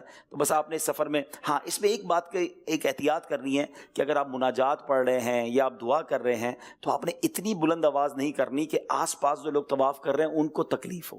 کسی کو تکلیف دے کر طواف نہیں کرنا، ہٹو ہٹو ہٹو ہٹو ہم جا رہے ہیں، یہ دھکے دینے کا نہیں ہے وقت۔ میں نے خود امیر علیہ سنت کو دیکھا کہ آپ نے فرمایا کہ میرے لیے کسی کو ہٹانا نہیں ہے، مجھے بیچ میں ڈال دو، اور آپ بعض اوقات تو خود ایسی جگہ جاتے تھے جہاں آپ کو بھی دھکے لگے، تو آپ فرماتے تھے کہ ان کے دھکے بھی تو برکت والے ہیں نا۔ ہاں مطلب ہم نے یہ نہیں سوچنا کہ میں کسی کو ہٹاؤں یا کسی کے لیے کوئی پروٹوکول کا انتظام کیا جائے، کچھ بھی نہیں۔ فقیر ہیں، غریب ہیں، محتاج ہیں، مانگنے آئے ہیں، اللہ کی بارگاہ کے فقیر آئے نا، تو بس فقیر بن کر، محتاج بن کر، گناہ گار، خطا کار، سر جھکا ہوا ہو، ادھر سے بھی تھوڑا دھکا لگے، پھر بے شک ادھر سے بھی لگ جائے، بس بندہ چلتا رہے کہ بس یا اللہ ان نیکوں کے صدقے، ان مبارک ہستیوں کے صدقے، تیرے گھر کے طواف کے صدقے، بس میرا طواف قبول کر لے، میری حاضری قبول کر لے، مجھے بخش دے مالک، تیرے دربار میں آیا ہوں۔ آج بھی دنیا میں کسی سخی کے گھر جاتے ہیں تو وہ عطا فرماتا ہے، تو سخیوں کو بھی دینے والا ہے۔ اس کیفیت کے ساتھ، اس اپنے گناہوں کو یاد کر کے جب طواف ہوگا نا تو اس کا لطف دوبالا ہو جائے گا۔ اللہ کرے کہ ذوق کے ساتھ، شوق کے ساتھ اور مقبول عمرہ ہم سب کو نصیب ہو جائے۔ اب جیسے طواف شروع کرنا ہے، آپ نے اس میں دیکھ لیا کہ آپ نے حجر اسود کے سامنے کھڑے ہو کر استلام کرنا ہے۔ اب استلام کا طریقہ کیسے ہے کہ آپ کے کاندھوں اور چہرے کے ساتھ یہ ہاتھ ہو جائیں، بسم اللہ والحمد للہ واللہ اکبر والصلاۃ والسلام علی رسول اللہ۔ ابھی آپ نے ہاتھوں کو چوم لیا اور اس کے بعد آپ واپس کعبے کو آپ نے لیفٹ سائڈ پہ کیا اور اب آپ نے طواف شروع کر دیا۔ ہر بار آپ نے حجر اسود کا استلام کرنا ہے۔ 8 بار استلام ہوگا، کیونکہ جب 7 چکر ہوں گے تو پہلے بھی آپ نے کیا تھا اور آخر میں بھی آپ کر رہے ہیں، تو 8 بار استلام ہوگا اور طواف کے چکر 7 ہوں گے۔ جیسے ہی 7 چکر پورے ہو جائیں اب آپ طواف سے فارغ ہو گئے، اپنا کاندھا آپ واپس ڈھک لیں گے، ٹھیک ہے نا۔ اب اس کاندھے کو جو آپ نے کھولا تھا اس کو آپ واپس ڈھک لیں گے، اور اب آپ نے طواف کے نوافل پڑھنے ہیں۔ طواف کے نوافل کیسے پڑھنے ہیں اور ملتزم اور زمزم شریف پر کیسے آنا ہے، میں اس کے بارے میں انشاءاللہ آپ کو عرض کرتا ہوں۔ مل کر ایک بار پھر لبیک پڑھ لیں۔ لبیک اللہم لبیک لبیک لا شریک لک لبیک ان الحمد والنعمت لک والملک لا شریک لک لبیک اللہم لبیک لبیک لا شریک لک لبیک ان الحمد والنعمت لک والملک لا شریک لک۔ اب آپ نے طواف ہو گیا، مقام ابراہیم بہت ہی خوبصورت مقام ہے، اس کے قریب کوشش کر کے، اب ویسے تو بہت رش ہوتا ہے، اس کی سیدھ میں پیچھے آپ کو جگہ کہیں مل جائے، بلکہ پورے حرم میں بھی کہیں جگہ مل جائے تو آپ 2 رکعت طواف کے بعد یہ طواف کے جو نفل کہلاتے ہیں وہ پڑھنے آپ نے۔ اور یہ بڑی خوبصورت ایک آیت ہے کہ مقام ابراہیم کے قریب اگر پہنچ کر یہ آیت پڑھ لیں، وَاتَّخِذُوا مِن مَقَامِ إِبْرَاهِيمَ مُصَلًّى، اور ابراہیم کے کھڑے ہونے کی جگہ کو نماز کا مقام بناؤ۔ مقام ابراہیم کے قریب جگہ ملے تو بہتر ہے، ورنہ مسجد حرام میں جہاں بھی جگہ ملے، اور اگر وقت مکروہ نہ ہو تو 2 رکعت یہ نماز طواف ادا کرنی ہے۔ پہلی رکعت میں سورہ فاتحہ کے بعد قل یا ایھا الکافرون، اور دوسری رکعت میں قل هو اللہ احد پڑھنا ہے۔ یہ نماز یاد رہے واجب ہے، کوئی مجبوری نہ ہو تو طواف کے بعد فوراً پڑھنا سنت ہے۔ اکثر لوگ کندھا کھلا رکھ کر نماز پڑھتے ہیں، یہ مکروہ ہے۔ اسی طرح اگر مکروہ وقت داخل ہو گیا، یعنی عصر کے بعد آپ نے طواف کیا، بھی نفل نہیں پڑھ سکتے، یہ 2 رکعت نہیں پڑھ سکتے، تو آپ بعد میں بھی پڑھ سکتے ہیں، لیکن کوشش کریں کہ یہ مسجد الحرام کے اندر پڑھیں۔ اور اگر مسجد الحرام کے اندر آپ نہ پڑھ سکے، بھول کے اپنے ہوٹل وغیرہ چلے گئے، تو حدود حرم کے اندر آپ مکہ پاک میں بھی اس کو پڑھ سکتے ہیں، لیکن بہتر یہی ہے کہ مسجد الحرام میں ہم اس کو آ کر پڑھیں۔ اب آئیے پیارے اسلامی بھائیوں، نبی پاک کی حدیث پاک سنیں کہ جو مقام ابراہیم کے پیچھے 2 رکعتیں پڑھے اس کے اگلے پچھلے گناہ بخش دیے جائیں گے اور قیامت کے دن امن والوں میں محشور ہوگا، یعنی اٹھایا جائے گا۔ کیا بات ہے! مقام ابراہیم کے بعد اس کی نماز کے لیے سب سے افضل کعبہ معظمہ کے اندر پڑھنا ہے، پھر حتیم میں میزاب رحمت کے نیچے، اس کے بعد حتیم میں کسی اور جگہ، پھر کعبہ معظمہ سے قریب تر جگہ، اور پھر مسجد الحرام میں کسی جگہ، اور پھر حرم مکہ کے اندر جہاں بھی ہو۔ تو مہربانی کر کے کوشش تو یہی کریں کہ حرم شریف کے اندر پڑھ لیں، ورنہ پھر حدود حرم کے اندر پڑھ لیں۔ اچھا، اب اس میں سنت یہ ہے کہ وقت کراہت نہ ہو تو طواف کے بعد فوراً نماز پڑھے، بیچ میں فاصلہ نہ ہو، اور اگر نہ پڑھی تو عمر بھر میں جب پڑھے گا ادا ہی ہے، قضا نہیں، مگر برا کیا کہ سنت فوت ہوئی۔ اب آئیے مقام ابراہیم کے قریب نوافل پڑھنے کے بھی امیر اہل سنت کے بڑے رکعت انگیز اور بڑے پیارے مناظر ہیں، آپ کو دکھاتے ہیں۔ طواف کے بعد مقام ابراہیم پر آ کر یہ آیت کریمہ پڑھیے، وَاتَّخِذُوا مِن مَّقَامِ إِبْرَاهِيمَ مُصَلَّى، اور اس کے بعد 2 رکعت نماز طواف پڑھیے، اور یہ نماز واجب ہے۔ پہلی رکعت میں قل یا ایھا الکافرون اور دوسری رکعت میں قل هو اللہ پڑھیں، بشرط یہ کہ مکروہ وقت نہ ہو۔ اگر مکروہ وقت ہو تو بعد میں پڑھ لیجئے۔ اگر مقام ابراہیم کے پاس جگہ نہ ملے تو مسجد حرام میں جہاں جگہ ملے وہاں نماز ادا کر لیں۔ اس کے بعد مقام ابراہیم پر دعا کیجئے کہ یہ دعا قبول ہونے کا وقت ہے۔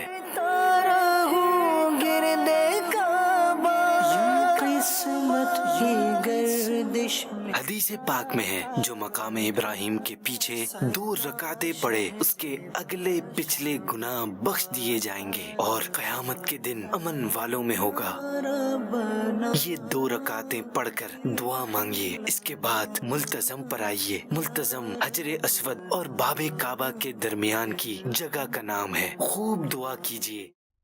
سبحان اللہ، اب نوافل پڑھ لیے، اب ملتزم پر آنا ہے۔ یہ آپ کو ویڈیو میں بھی دکھایا گیا کہ باب کعبہ اور حجر اسود کے درمیان یہ بڑی مختصر سی جگہ ہے، اللہ نصیب کر دے کبھی جانا مل جائے تو وہاں جا کر لپٹ کر جو دعا مانگنے کا لطف ہے بہت زبردست ہے، لیکن ظاہر ہے کہ بہت رش ہوتا ہے، کبھی آف ٹائم میں جا کے ٹرائی تو کی جا سکتی ہے۔ اچھا، احرام میں تھوڑا سا اس لیے احتیاط کریں کہ بعض اوقات وہاں خوشبو لگی ہوتی ہے، آپ بھی احرام میں ہیں تو خوشبو نہ لگ جائے، تو احرام کے علاوہ کسی ٹائم جا کر بھی آپ ملتزم سے لپٹ سکتے ہیں، لیکن چونکہ ابھی آپ نے طواف کیا ہے اور ملتزم پر جا کر دعا کرنا بڑا زبردست ہے اور یہ دعاؤں کی قبولیت کا وقت ہے، تو آپ ملتزم کی سیدھ میں جہاں آپ کو موقع ملے وہاں کھڑے ہو کر آپ خوب دعائیں کریں کہ یہ دعائیں مانگنے کا وقت ہے۔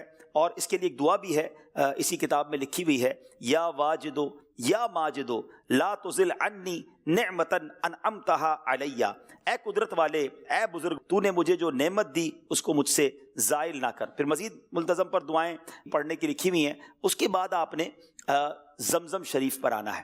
اب زمزم شریف کے پاس وہاں کولر لگے ہوئے ہوتے ہیں، پہلے تو کنواں تھا وہاں جاتے تھے، اب زمزم شریف کے کولر لگے ہوئے ہیں، وہاں آپ نے جا کے پانی پینا ہے، آنکھوں پر لگائیں، سر پہ ڈالیں، سینے پر لگائیں، اچھی اچھی نیتیں کریں کہ اللہ اس کی برکت سے میری آنکھوں کے گناہ معاف فرما دے، میرے کانوں کے گناہ معاف فرما دے، اب آئندہ کبھی میں جو ہے وہ پیٹ میں کوئی حرام لقمہ نہ ڈالوں۔ لیکن اس احتیاط سے جسم پر پانی لگائیں گے، تھوڑا تھوڑا لے کر کے حرم شریف کے فرش پر پانی نہ گرے، کیونکہ وہ جائز نہیں ہے کہ آپ وہ پانی جو ہے وہ مسجد شریف کی زمین پر گرائیں، تو بڑی احتیاط کے ساتھ آپ نے زمزم شریف پینا بھی ہے اور آنکھوں وغیرہ پہ لگانا ہے۔ اور سبحان اللہ، زمزم شریف کے بارے میں نبی پاک علیہ الصلوۃ والسلام کا فرمان سن لیں کہ یہ آب زمزم بابرکت ہے اور بھوکے کے لیے کھانا ہے اور مریض کے لیے شفا ہے۔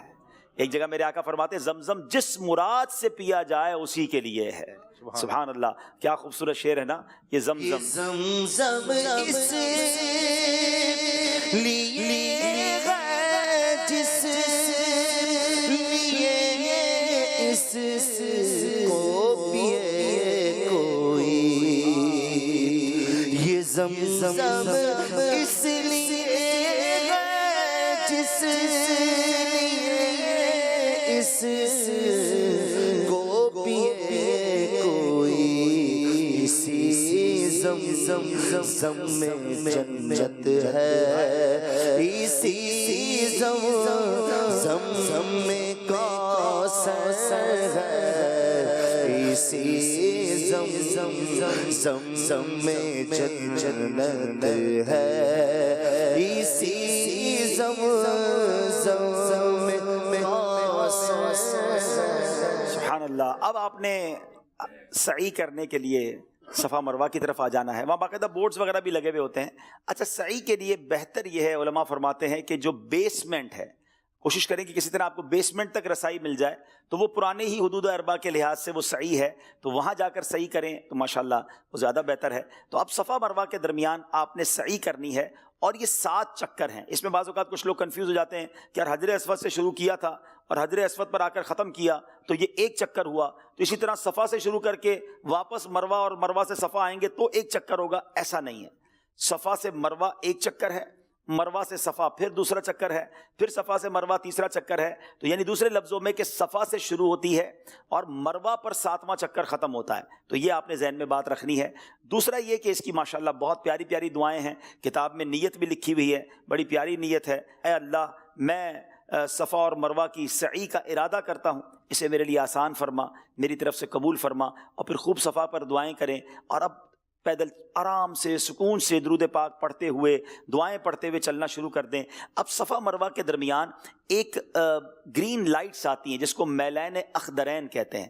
جب وہ گرین لائٹس آئیں گی تو مردوں کو وہاں پر دوڑنا ہے، خواتین وہاں بھی بڑی نارمل چال سے ہی چلیں گی. تو مرد اس کے درمیان دوڑتے ہوئے پھر مروہ پہ پہنچیں گے. جب آپ مروہ پہنچ جائیں پھر کعبے کی طرف رخ کریں، پھر کچھ دعائیں کریں، جتنی ہمت ہے دعائیں کریں، پھر مروہ سے صفا آ جائیں، آپ صفا آ کر دعائیں کریں. اس طرح یہ آپ نے 7 چکر پورے کرنے ہیں. جب آپ کے صفا مروہ کے 7 چکر پورے ہو جائیں گے، یعنی آپ نے طواف کے 7 چکر بھی پورے کر لیے، صفا مروہ کے بھی 7 چکر پورے کر لیے، تو ماشاءاللہ آپ کا عمرہ ہو گیا. اب آپ نے کیا کرنا ہے، مردوں کو حلق یا تقصیر کروانی ہے، یعنی اپنے بال کاٹنے ہیں. افضل تو یہ ہے، بہتر تو یہ ہے کہ سر کے سارے بال اتار لیے جائیں، جس کو ہم حلق کراتے ہیں، ٹنڈ کروانا کہتے ہیں. نبی پاک علیہ الصلوۃ والسلام نے حلق کروانے والوں کو 3 بار دعا سے نوازا ہے. اچھا تقصیر کیا ہے کہ اب 1/4 سر کے بال 1 پورے کے برابر 1 انچ کے برابر کٹوائیں. اب اس میں سستی کرتے ہیں کچھ لوگ، ادھر تھوڑی کینچی لگا لی، ادھر کینچی لگا لی، ادھر اب بالوں کا سٹائل چینج نہ ہو جائے. وہ اپنے بالوں کے چکر میں بعض اوقات ایسی غلطی بھی کر جاتے ہیں کہ وہ پھر احرام سے فارغ ہی نہیں ہوتے. آپ جو احرام سے فارغ نہیں ہوا تو آپ سمجھ سکتے ہیں کہ ساری زندگی کہیں کیا پھر احرام کی پابندیاں رہیں گی. بہرحال اس کی الگ مسائل ہیں. تو ہمیں اس میں جس کو کہتے ہیں اس میں بھی سستی نہ کریں. بہتر تو یہ کہ آپ ٹنڈی کروا لیں، اور اگر نہیں تو پھر نائی کے پاس جا کر اس کو باقاعدہ کہیں کہ بھائی میرے ہر تمام سر کے بال کم از کم 1-2 انچ کم کرو. آپ کو تسلی ہونی چاہیے کہ سر کے اتنے بال اتر گئے کہ میرا کم از کم احرام اتر گیا. اس کے بعد پھر آپ نے احرام اتار کر لباس وغیرہ پہننا اور باقی چیزوں پر طرف جانا ہے. اسلامی بہنیں جو ہیں وہ تقصیری کریں گی، اور ان کا طریقہ یہ کہ اپنی چٹیا کے بال آخر میں اپنی انگلی پر لپیٹ لیں، یعنی 1 پورے کے برابر انہوں نے اپنی چٹیا کے بال کاٹنے ہیں تو وہ 1 پورے کے برابر لپیٹ کر پھر اس کو کاٹ لیں، تو ان کی تقصیر ہو جائے گی. تو یہ اب جا کر آپ کا احرام ختم ہوا. اب آپ جو بھی خوشبو لگانا ہے یا دیگر جو بھی معاملات ہیں وہ آپ کے لیے جائز ہو گئے. تو اس بات کا خیال رکھنا ہے کہ ایسا بھی ہوا کہ بعض اوقات کچھ لوگ زیادہ ماشاءاللہ عمرہ کرتے ہیں، اور آپ نے بھی زیادہ عمرے کرنے ہیں، یاد رکھیے گا. بلکہ ہم نے یہ معمول دیکھا ہے بزرگوں کا، بڑوں کا، کہ پہلا عمرہ جب بھی کرتے ہیں جا کر تو وہ پہلا عمرہ نبی پاک علیہ الصلوۃ والسلام کے ایصال ثواب کے لیے کرتے ہیں. پہلا عمرہ آقا کے نام پر ہے. نبی پاک نے ہمیں بھی تو یاد رکھا نا، ہم آقا علیہ الصلوۃ والسلام کے نام کا عمرہ کریں، پھر عمرہ کریں تو والدین کے نام کا کریں، پیر و مرشد کے نام کا کریں. یعنی آپ کو اپنے اس سفر میں زیادہ عمرے کرنے. ایسے میں نے اسلامی بھائی کو دیکھا ایک دن میں 3 عمرے کرتے ہیں، ایک دن میں 2 عمرے کرتے ہیں. یہ 2-2.5 گھنٹے میں عمرہ ہو جاتا ہے. اب آپ نے دوبارہ عمرہ کرنا ہے تو اب کیا کرنا ہے، اب آپ نے احرام باندھنے جانا پڑے گا مسجد عائشہ، مسجد عمرہ بھی جس کو کہا جاتا ہے. 2-3 مقامات ہیں لیکن مسجد عائشہ قریب ہے. ٹیکسی کروائیں گے تو 10-15-20 ریال میں آپ چلے جائیں گے، 3-4 اسلام میں مل کے چلے جائیں. تو احرام وہاں پر جا کے باندھیں، نیت کریں، واپس آ جائیں تو پھر عمرہ کر لیں. تو اور کیا کرنا ہے ہم نے ادھر، تو عمرے کا تو ثواب کتنا ہے. تو آپ نے پھر عمرے کرنے ہیں. اور ہاں اس میں بعض اوقات کیا ہوتا ہے، کچھ لوگ جب زیادہ عمرے کرتے ہیں نا تو وہ سمجھتے ہیں ایک بار ٹینڈ کروا لی اب دوبارہ کرنے کی کیا ضرورت ہے، صبح ہی تو کروائی تھی، اچھا کل ہی تو بال اتارے تھے ابھی تو بال بھی نہیں ہیں. تو آپ نے جتنی بار عمرہ کرنا ہے، اگر آپ نے بال کٹوا لیے تھے، حلق کروا لیا تھا، تو آپ نے اس پر پھر اس طرح گھمانا ہے. یہ خیال رکھیے گا. بے شک 1 انچ بال بھی نہ آئے، لیکن آپ نے یہ بار بار کرنا ہے تاکہ آپ کے احرام کی پابندیاں آپ پر نہ رہیں. میں نے بہت مختصر اور بڑا جس کو کہیں کہ شارٹ کر کے آپ کو عمرے کا طریقہ بیان کیا ہے، لیکن ظاہر ہے کہ اس کے بہت سارے مسائل ہیں. شروع میں بھی میں نے کہا تھا کہ رفیق المعتبرین کتاب آپ کے ساتھ ہو، بلکہ ہو سکے تو کتاب کچھ زیادہ لے جائیں، آپ بھی پڑھیں دوسروں کو بھی دے دیں. اچھا اس کی یہ موبائل میں ڈاؤن لوڈ بھی ہو سکتی ہے، تو آپ PDF بھی اپنے موبائل میں رکھیں، جہاز میں بھی پڑھتے رہیں. تو بہت سارے مسائل آسان اردو میں ہے، آپ اس کو سمجھ جائیں گے. تو یہ ماشاءاللہ آپ کا عمرہ کمپلیٹ ہوا. جی عبداللہ بھائی. عبدالرحیم بھائی، آپ نے ماشاءاللہ اسلامی بھائیوں کے حوالے سے بہت ساری گفتگو کی. کچھ خواتین میں یہ غلط فہمی پائی جاتی ہے کہ ان کے ایام ہوتے ہیں، جہاز میں بیٹھ جاتے ہیں کہ بھئی وہاں جا کر جب فارغ ہو جائیں گے پھر عمرے کی نیت کریں گے، پھر عمرہ ادا کریں گے. ان کو بھی تھوڑا گائیڈ کر دیجئے. جی دیکھیں، اسلامی بہنوں کے اگر ایسے ایام آ گئے ہیں کہ جس میں وہ ناپاک ہو گئی ہیں، پاک نہیں ہے، تو اب اگر پاکستان سے جا رہے ہیں تو احرام کی نیت تو ان کو کرنی ہوگی. ہاں، ان کو مکے میں انتظار کرنا ہوگا کہ جب تک وہ اپنے معاملات سے فارغ نہ ہو جائیں، اس کے بعد وہ حرم میں داخل ہو سکیں گی اور اپنا عمرہ وغیرہ اور تمام معاملات کو کر سکیں گی. تو ان چیزوں کا خیال ضرور رکھنا ہوگا، اور اس میں جو ہے وہ ایسا نہیں ہو سکتا کہ جناب بغیر احرام کے وہاں پر چلے جائیں. پھر اس کے ظاہر ہے کہ مسائل ہوں گے، پھر دم دینا پڑے گا اور اس کی پوری تفصیل ہے.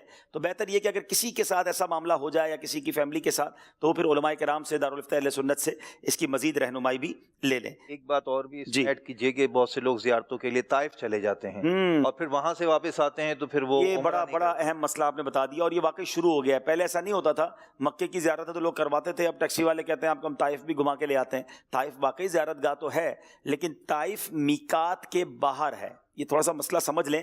اگر کوئی مکہ پاک میں سے مدینہ شریف چلا گیا اور مدینے سے واپس مکے آئے گا تو اسے احرام پہن کر ہی آنا ہوگا، اس کو عمرہ ہی کرنا ہوگا. بالکل اسی طرح اگر کوئی مکہ پاک سے طائف چلا گیا، اب صبح گیا طائف زیارتیں کرنے اور پھر واپس آ گیا مکے، تو بغیر احرام کے واپس نہیں آ سکتے. طائف سے آپ کو احرام باندھ کر ہی آنا ہوگا اور پھر عمرہ بھی کرنا ہوگا.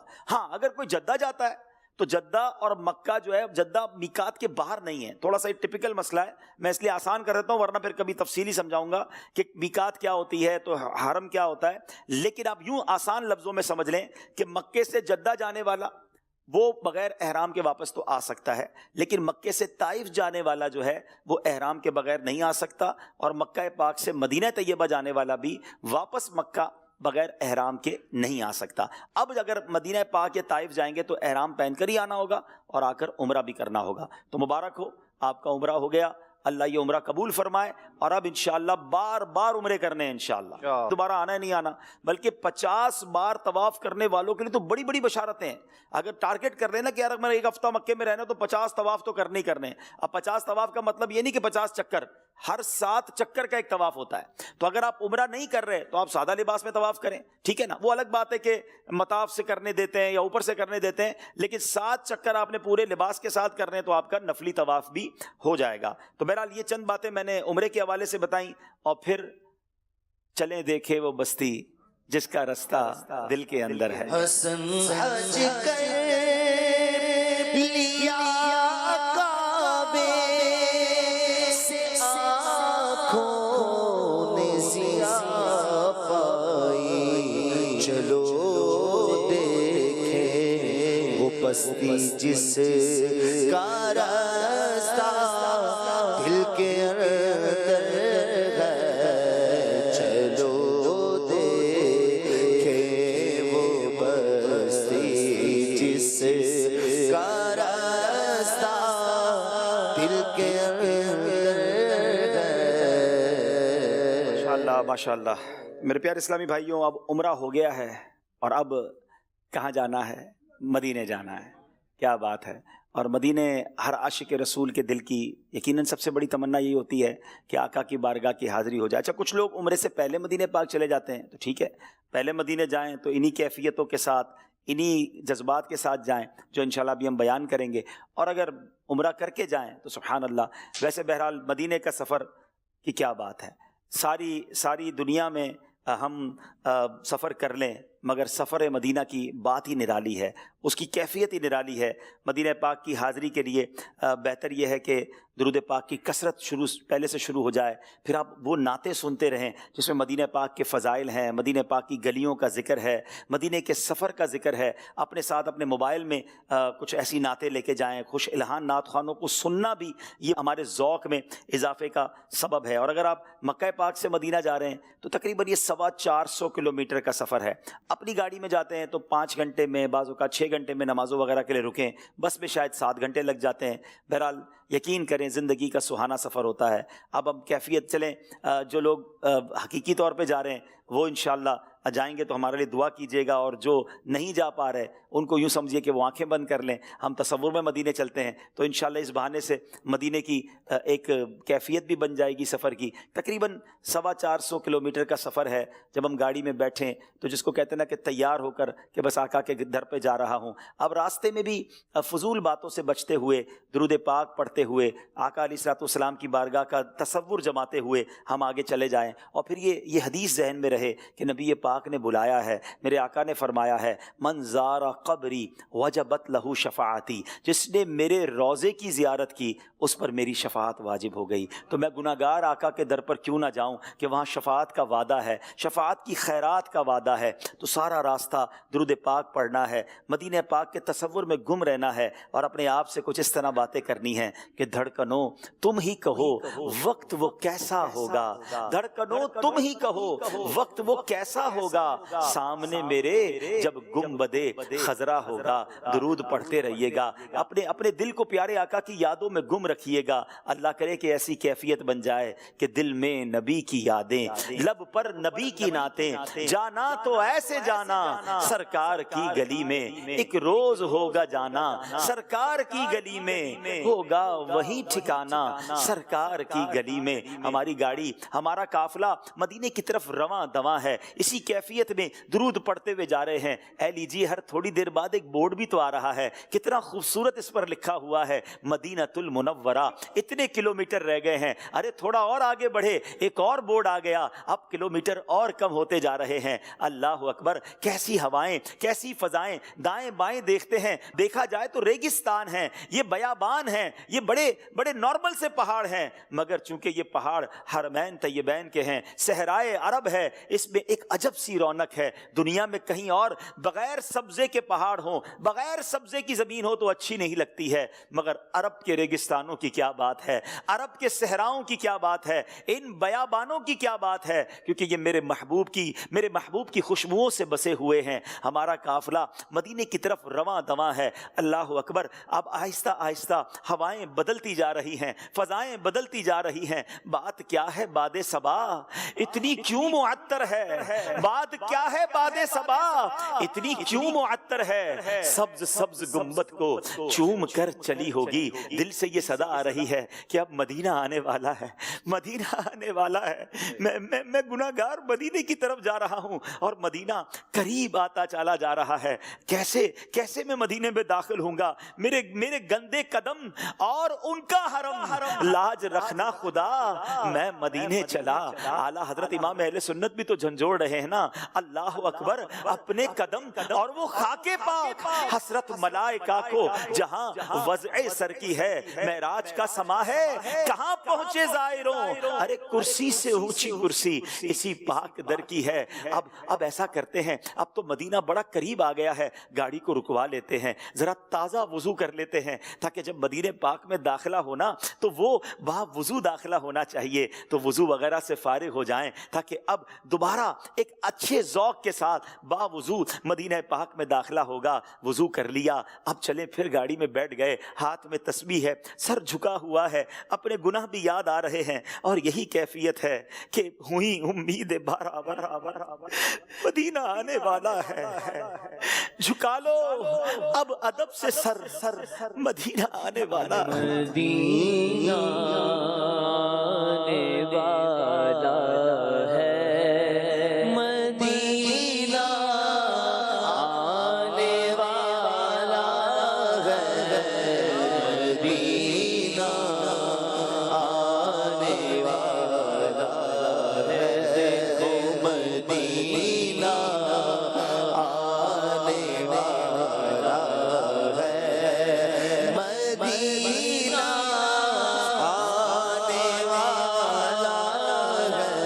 ہے، ہوئی امید برابر، مدینہ آنے والا ہے، جھکا لو اب ادب سے سر، مدینہ آنے والا ہے، جھکا لو اب ادب سے سر، سنبھل جا اے دل بز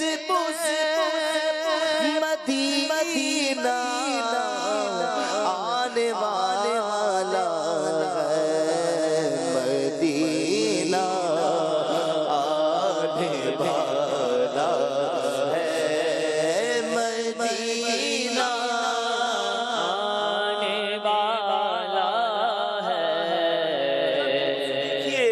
سے دیکھیے کچھ نظر آ رہا ہے، نور نور نظر آ رہا ہے، گھر نظر آ رہے ہیں، خوبصورت سا نورانی شہر نظر آ رہا ہے. ہاں یہ کوئی اور شہر نہیں، یہ وہی مدینہ ہے جس کے سپنے دیکھے ہیں، یہ وہی مدینہ ہے جو خیالوں میں بسا ہوا ہے. ان قریب میرا گندا وجود مدینہ منورہ میں داخل ہو جائے گا. اب تو بورڈ بھی بتا رہا ہے کہ چند کلومیٹر رہ گئے ہیں، دل کا رنگ بدلا جا رہا ہے. دھڑکنوں تم ہی کہو وقت وہ کیسا ہوگا، سامنے میرے جب گنبدے خضرا ہوگا. سوچتا ہوں میں وہ گھڑی کیا عجب گھڑی ہوگی جب درے نبی پہ ہم سب کی حاضری ہوگی. درود پڑھتے جا رہے ہیں، آنسو بہتے جا رہے ہیں.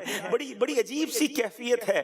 اپنے گناہ اپنی خطائیں یاد آ رہی ہیں کہ کیا منہ لے کر جاؤں گا، نبی پاک کو پیش کیا کروں گا. ساتھ تو کچھ بھی نہیں ہے، نہ سجدے ہیں نہ عبادتیں ہیں، نہ ان کی سنتوں پر عمل کیا، بلکہ جن چیزوں کا انہوں نے منع کیا ہم تو وہ خطائیں بھی کرتے رہے. مجرم جا رہا ہے، آقا کی بارگاہ میں جا رہا ہے. چلا ہوں ایک مجرم کی طرح میں جانب طیبہ نظر چلا ہوں ایک مجرم کی طرح میں جانب طیبہ. چلا ہوں ایک مجرم کی طرح میں جانب آقا. نظر شرمندہ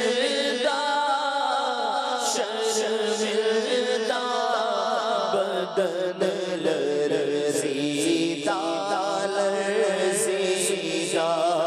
کسی کے ہاتھ نے مجھ کو سہارا دے دیا، ورنہ کسی کے ہاتھ نے مجھ کو سہارا دے دیا، ورنہ کہاں میں اور کہاں یہ راست سے پیچیدہ. اے پیارے اسلامی بھائیوں، اے لیجئے فضائیں بدل گئی ہیں، ہوائیں بدل گئی ہیں. ہاں سچ مچ ہم مدینہ منورہ میں داخل ہو گئے ہیں. اللہ اکبر. آج تک سنا تو تھا کہ فضائیں معطر اور معمر اور پاکیزہ کیسی ہوتی ہیں. شاعر نے بالکل صحیح کہا. مدینے آ کے ہم سمجھے تصدق کس کو کہتے ہیں. ہوا پاکیزہ پاکیزہ، فضا سنجیدہ سنجیدہ. کیا خوبصورت فضائیں ہیں، کیا معمر ہوائیں ہیں. عرصہ ہوا طیبہ کی گلیوں سے وہ گزرے ہیں. اس وقت بھی گلیوں میں خوشبو ہے پسینے کی. یہ جو مہکی ہوائیں ہیں نا، یہ ایسے نہیں مہک رہی. یہ میرے آقا کی گلیاں ہیں، یہ مدینے کی گلیاں ہیں، یہ میرے آقا کی راہ گزر ہے. اللہ اکبر. نورانی فضاؤں سے گزرتے ہوئے، اشک بہاتے ہوئے مدینے میں داخلہ ہوا. اور اب سر جھکا کر درود پاک پڑھتے رہیے. اب جس گاڑی میں آپ جا رہے ہیں یا جس بس میں آپ جا رہے ہیں وہ آپ کو آپ کے ہوٹل تک پہنچا دیں گے. اب اپنے ہوٹل پر جائیے، اپنا سامان رکھیے. جس طرح مکہ پاک میں نے عرض کیا تھا، دوبارہ یہاں بھی اگر تھکن ہے تو کچھ آرام کیجئے، ذرا فریش غسل کیجئے. اور اب نئے کپڑے پہننے ہیں. ارے کیا اس سے بڑھ کر بھی کوئی عید ہے؟ اس سے بڑھ کر بھی کوئی وقت ہو سکتا ہے کہ گناہگار اپنے آقا کے دربار میں جا رہا ہے، شافع روز محشر کے دربار میں جا رہا ہے. میری تو آج زندگی کی مراد بر آئی ہے. گھڑیاں گنی ہیں برسوں کی، یہ شب گھڑی پھری، مر مر کے پھر یہ سل میرے سینے سے سر کی ہے. آج تو وہ وقت آیا ہے جب میں اپنے آقا کو اپنے دل کا حال سناؤں گا. آج تو وہ وقت آیا ہے جب آقا کی بارگاہ میں آج تیاری نہیں کروں گا تو کب کروں گا؟ نیا لباس ہو سکے تو سفید لباس. اللہ توفیق دے تو سر پر امامہ بھی سجائیے گا، خوشبو لگائیے، سرما لگائیے، اچھی طریقے سے تیار ہو کر اب اجراب سر جھکا کر پھر با ادب ہاتھ باندھے اب اپنے ہوٹل سے ہم نے حرم شریف کو جانا ہے. اب وہاں جا کر نبی پاک کے روزے کی حاضری دینی ہے. بس سر جھکا کر چلتے رہیے، درود پاک پڑھتے رہیے اور راستہ معلوم کر لیجئے کہ حرم شریف کس طرف ہے. دور دور سے ہی آپ کو بڑے نورانی مینارے نظر آنے لگ جائیں گے، مسجد نبوی کی باہریں نظر آنے لگ جائیں گی۔ اللہ اکبر، خدا کی قسم یہ نظارے دنیا میں کہیں اور نہیں ہے، یہ کیفیت کہیں اور نہیں ہے، یہ سکون کہیں اور نہیں ہے۔ اب آپ نے اس سکون کے دریا میں چلتے جانا ہے، ایک رحمت کے سمندر میں آپ پہنچ چکے ہیں۔ اب درود پڑھتے رہیے، سر جھکا رہے، اور اب یہ کیفیت ہو کہ اف بے حیائیاں کہ یہ منہ اور تیرے حضور، میری اتنے گناہ، میری اتنی خطائیں، یہ منہ کیسے دکھاؤں؟ اف بے حیائیاں کہ یہ منہ اور تیرے حضور، ہاں تو کریم ہے، تیری خو در گزر کی ہے۔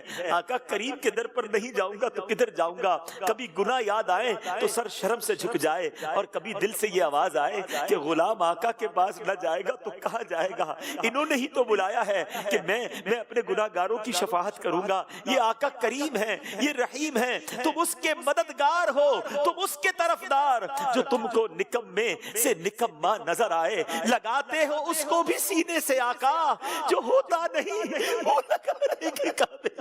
آقا ایسا بندہ آ گیا جو منہ لگانے کے قابل بھی نہیں۔ آقا ایسے گناہگار کو تو کوئی اپنے گھر نہ بلائے، آپ نے مجھے مدینے بلایا، اپنے در پر بلایا۔ حضور اب آپ ہی نے لاج رکھنی ہے، آپ ہی نے قبول فرمانا ہے، آپ ہی نے شفاعت دینی ہے۔ سر جھکا ہوا ہے اور یہ کیفیت ہے کہ میں گناہگار، گناہوں کے سوا کیا لاتا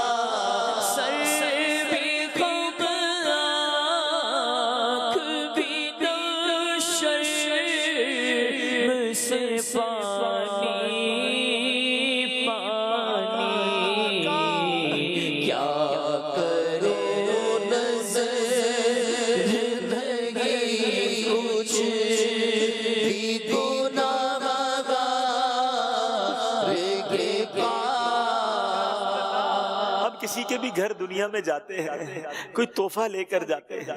حضور آپ تو ہمارے آقا ہیں، آپ تو ہمارے سب کچھ ہیں، مگر افسوس کوئی تحفہ نہیں لا سکے، کوئی سجدوں کی سوغات نہیں ہے، کوئی نیک اعمال نہیں ہے۔ کیا کروں، نظر نہیں، کچھ بھی گناہگار کے پاس خالی ہاتھ آئے ہیں۔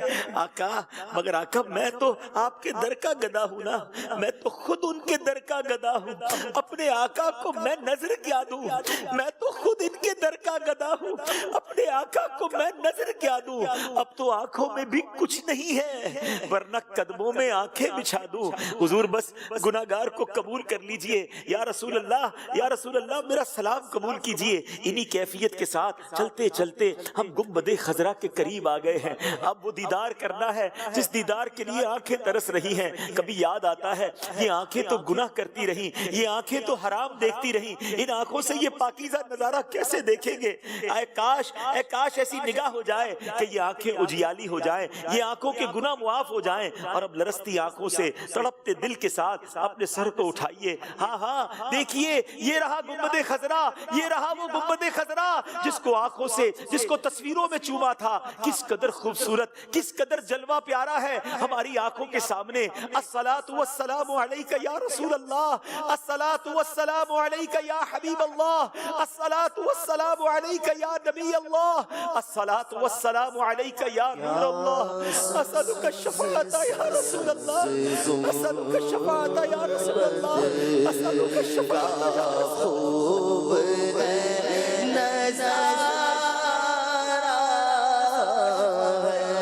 کس قدر سبحانہ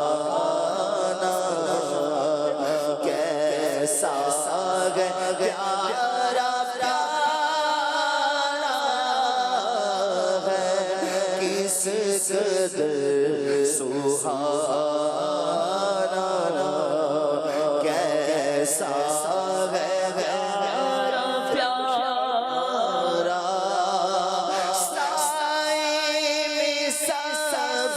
गुंबद के तोड़ने भी दो गम सारा गुंबद के तोड़ने भी दो गम चारा करो खुदा कोई करो ना असअलुका शफाअत या रसूल अल्लाह, ये तकरार हमने करनी है। इसका माना ये हुजूर आपसे आपकी शफाअत का सवाल है। हुजूर भिखारी आए हैं। असअलुका शफाअत या रसूल अल्लाह, असअलुका शफाअत या रसूल अल्लाह, अस्सलातु वस्सलामु अलैका या खैर खल्किल्लाह, अस्सलातु वस्सलामु अलैका या शफीअल मुज़निबीन, अस्सलातु वस्सलामु अलैका या खातिमुन नबिय्यीन। आपको जिस जिस अंदाज में दुरूद पाक याद है वो पढ़ते रहिएगा और फिर आका की बारगाह में सलाम पेश कीजिएगा। हुजूर हम गुनाहगारों का सलाम कबूल फरमाइए। हुजूर हमारे वालिदैन का सलाम कबूल फरमाइए। हुजूर हमारे पीरो मुर्शिद का सलाम कबूल फरमाइए। फिर जिन जिन लोगों ने आपको नबी पाक की बारगाह में सलाम पेश करने के लिए अर्ज किया, आप आका की बारगाह में उनका सलाम भी पेश कीजिए और नबी पाक से अर्ज कीजिए ना, हुजूर बद है तो आपके हैं, भले हैं तो आपके, टुकड़ों से तो यही के भले, रुख किधर करें जाएं कहां, पुकारे किसे किसका मुंह तके, क्या पुरसिश और जाबी सगे बेहुनर की है। आका निगाहे लुत्फ के उम्मीदवार हम भी हैं, लिए हुए तो दिले बेकरार हम भी हैं, हमारे दस्ते तमन्ना की लाज भी रखना, तेरे फकीरों में ऐ शहरियार हम भी हैं। आका दुनिया भर से लोग आए हुए हैं, नेक भी आ रहे हैं, सलाम भी पेश कर रहे हैं, मगर हुजूर तेरे फकीरों में ऐ शहरियार हम भी हैं, हमारा सलाम भी कबूल फरमाइए। आका सैकड़ों के दिल मुनव्वर कर दिए, इस तरफ भी आंख उठाकर देख लो। हुजूर एक बार तो मुहताज नज़र है हाल मेरा, मुहताज नज़र है हाल मेरा, मुहताज नज़र है हाल मेरा, सरकार तवज्जो फरमाए, सरकार तवज्जो फरमाए, सिर्फ तेरे दौलत पे गदा सरकार तवज्जो फरमाए, मोहताज नज़र है हाल मेरा जी, मोहताज नज़र है हाल मेरा, सरकार तवज्जो फरमाए, मैं करके सितम अपनी जान कुरान से जाऊंगा सुन कर, आया हूँ बहुत शर्मिंदा सा मैं आया हूँ, बहुत शर्मिंदा सा सरकार तवज्जो फरमाए, सरकार तवज्जो फरमाए। हुजूर बहुत से आशिक तड़पते से छोड़ आया, बुलावे के मुंतजिर है, लेकिन न सुबह आया न शाम आया। हुजूर आज तो हम आंखें बंद किए यहाँ मदनी चैनल के स्टूडियो में, और न जाने दुनिया में कहाँ आपके आशिक किनकी आंखों में आंसू हैं, तसव्वुर के जरिए आए हैं आपके कदमों में। हुजूर कईयों के पास तो पासपोर्ट भी नहीं, पैसे भी नहीं, असबाब भी नहीं, महंगाई भी बहुत बढ़ गई हुजूर, सादे राह भी नहीं, रास्ते बंद लग रहे हुजूर, मगर हुजूर आप जो चाहें तो कुछ नहीं मुश्किल। مشکل سمٹ کے یہ فاصلہ چند گام ہو جائے، حضور آپ جو کہہ دیں تو کام ہو جائے۔ مدینے قافلے جاتے ہیں، میں بھی آؤں گا حضور کی دل آتے ہیں، میں بھی آؤں گا حضور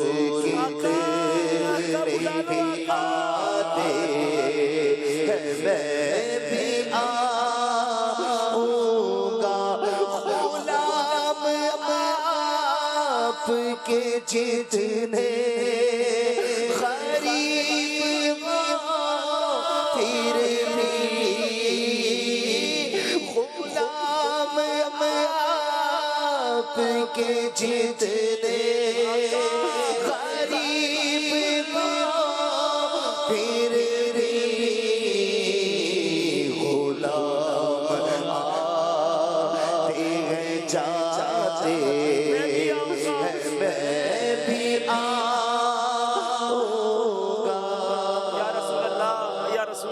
اب جو زائرین حقیقت میں وہاں پہنچ جائیں، ہم گناہگاروں کا سلام عرض کیجئے گا، ہماری حاضری کی بھی دعا کیجئے گا اور عرض کیجئے گا حضور بلاوے کے منتظر ہے، لیکن نہ صبح آیا نہ شام آیا۔ سرکار کی امت کے لیے دعا کیجئے گا، عالم اسلام کے لیے دعائیں کیجئے گا۔ پھر اس کے بعد شیخین کریمین حضرت ابوبکر صدیق کی بارگاہ میں سلام پیش کرنا ہے، پھر حضرت عمر فاروق کی بارگاہ میں سلام پیش کریں۔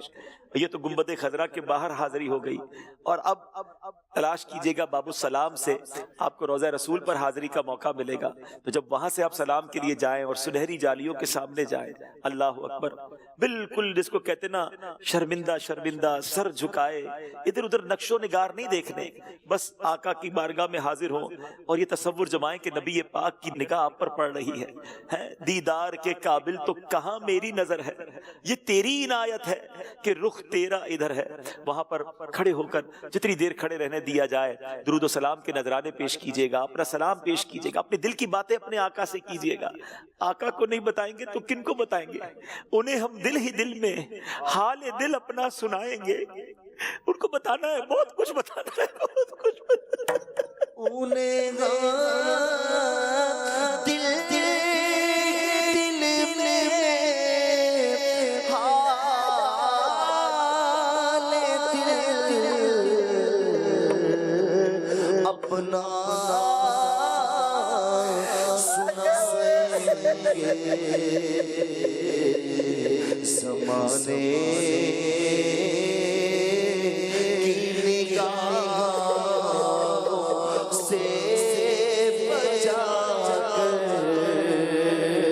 ان کے کوچے میں اگر جانا مدینے ہوا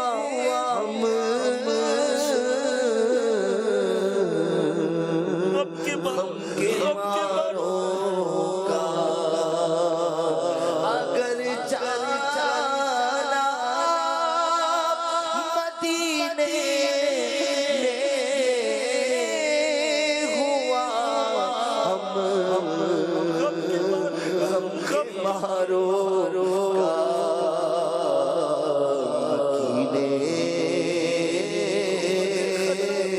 گنبد خضرا والے سنائیں گے،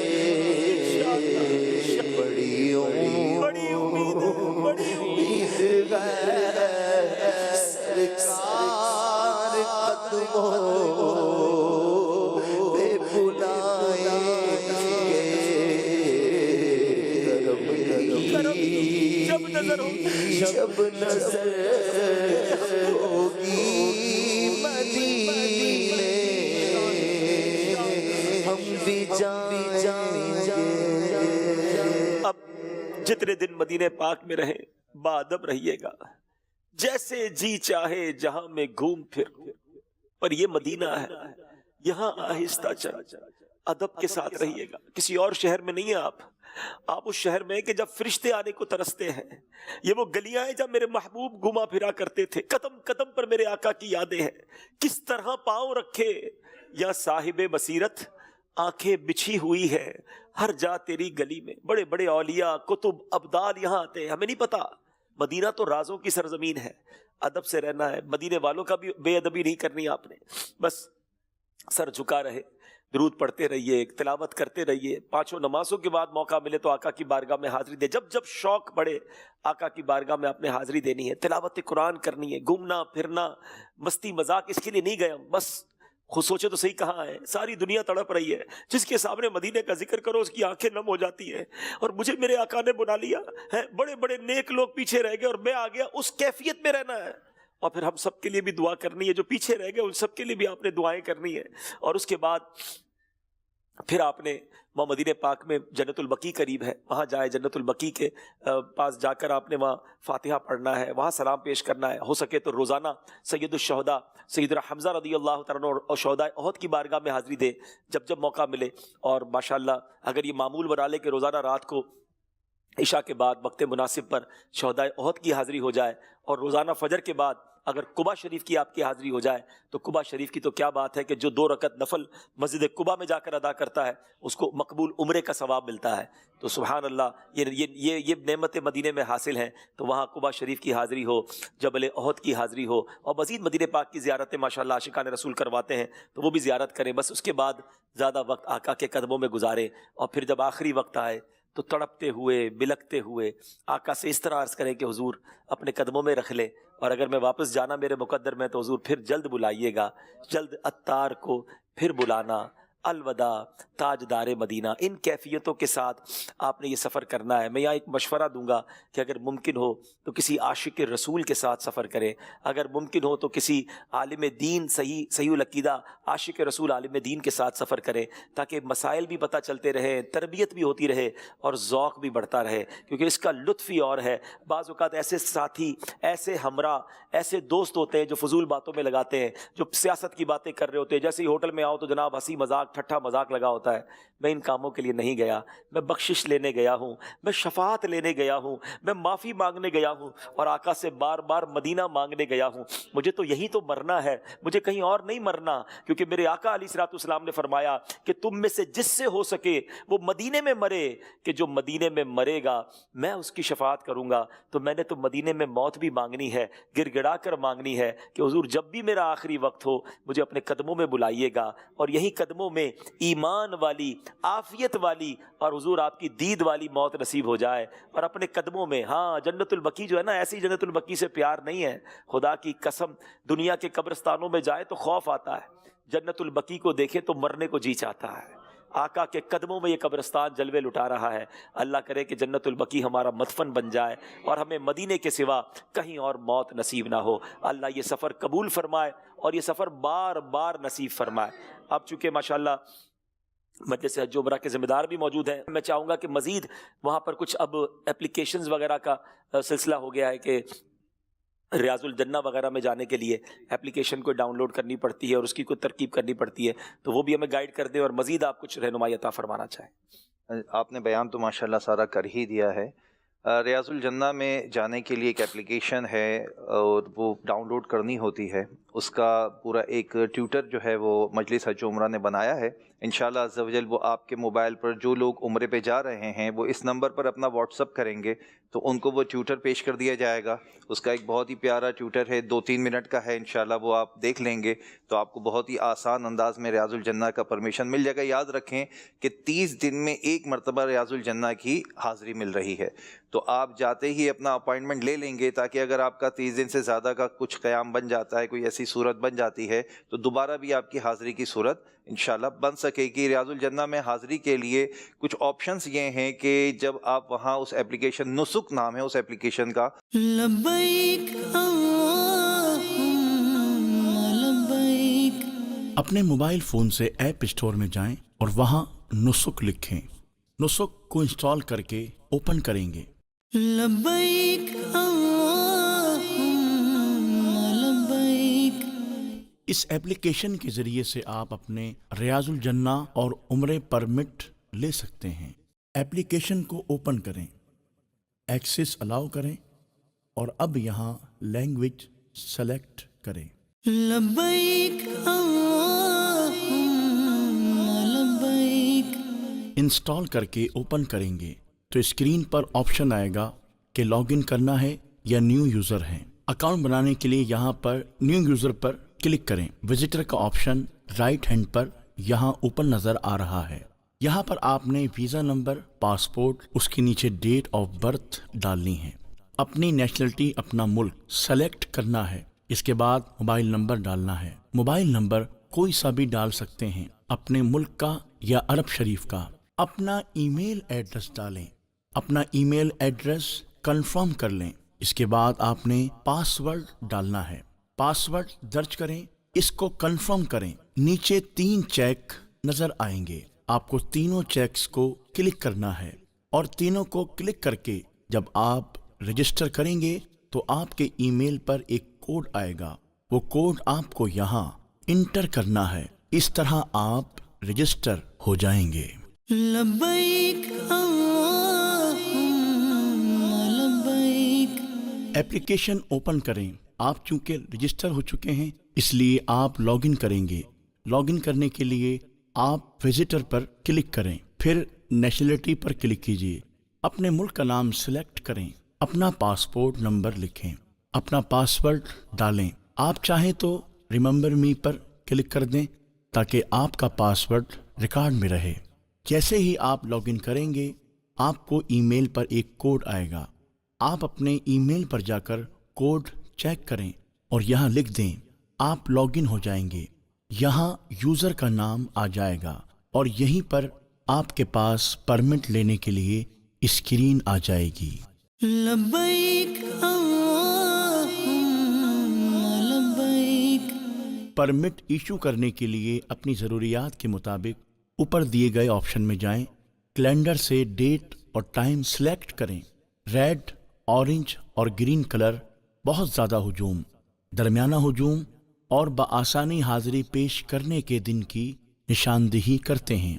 ٹرانسپورٹ سروس حاصل کرنے کے لیے چیک لگائیں وگرنہ آگے بڑھ جائیں۔ آخر میں چیک لگائیں اور پرمٹ ایشو کریں۔ پرمٹ ایشو ہو چکا ہے۔ اس طرح کے پرمٹ کے ذریعے آپ ریاض الجنہ، عمرے کی ادائیگی اور دیگر معاملات مکمل کر سکتے ہیں۔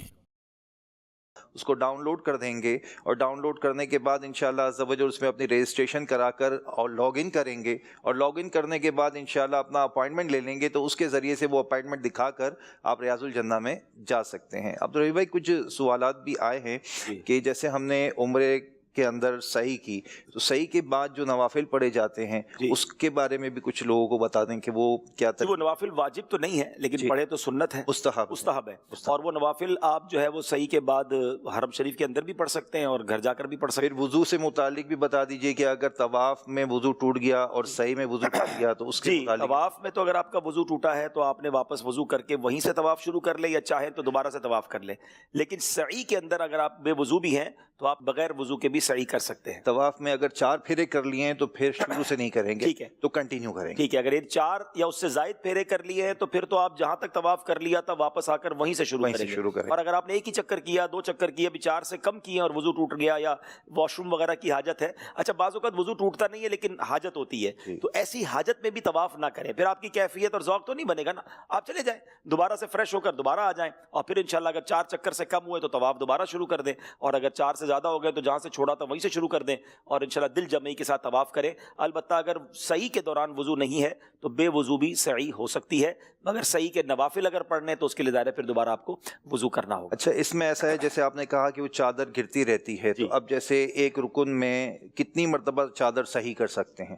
ایک سوال آیا ہے۔ جی، ایک رکن میں جو علماء سے سیکھا ہے کہ 3 بار 2 बार। اگر 2-3 بار کیا تو نماز فاسد ہو جائے گی، 3 سے کم بار. تو اگر آپ کی چادر نیچے گر گئی ہے تو آپ نے ایک بار اوپر کر لیا، یعنی ایک رکن سے مراد آپ قیام میں ہیں تو وہ ایک رکن ہے، رکوع میں ہے تو وہ ایک رکن ہے. تو کوشش کریں کہ ایک ہی باری میں ٹھیک ہو جائے، بار بار نہ کرنا پڑے. یعنی جو آپ نے طریقہ بتایا ہے اس کو اگر فالو کریں گے تو گرے گی نہیں انشاءاللہ، اس کو احتیاط کر لیں گے. پھر باتھ روم وغیرہ میں جاتے ہیں، صابن وغیرہ بھی رکھے ہوتے ہیں، لکوڈ ہوتا ہے وہاں، کبھی ایسا یوز کر لیا تو دیکھیں اس میں علماء کی طرف سے کچھ رعایت یوں ہے کہ اگر صابن سے ہاتھ دھو لیا، چونکہ صابن میں پکی ہوئی خوشبو ڈالی جاتی ہے تو اس میں پھر اجازت مل جاتی ہے، لیکن بہتر یہی ہے کہ آپ صابن سے اور ان چیزوں سے اپنے آپ کو تھوڑی دیر کا تو احرام اس سے بچائیں اپنے آپ کو. لیکن آپ کو اگر ایسا فیل ہو رہا ہے کہ یار واش روم یوز کیا ہے اور صابن نہیں یوز کروں گا تو تھوڑی سی کراہت ہوگی، تو پھر آپ صابن سے ہاتھ دھو سکتے ہیں. یہاں بھی میل چھڑانے کی یا خوشبو حاصل کرنے کی نیت نہ ہو، یا تو بس یہ کہ آپ نے اپنے ہاتھ صاف کر لیے، تو یہ نیت ہونی چاہیے. ماشاءاللہ ماشاءاللہ. اسی طریقے سے ہماری جو مجلس کا نمبر آپ نوٹ کر لیں جہاں آپ رابطہ کر سکیں گے، 0321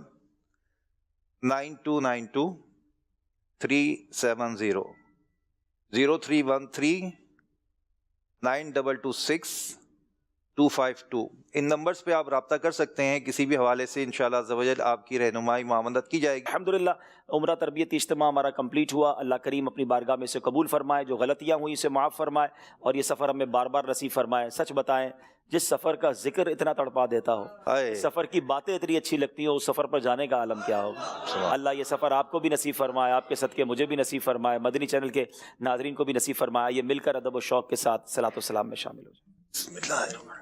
مصطفیٰ جان رحمت تیرا کو سلام شمع بز میں ہدایت تیرا کو سلام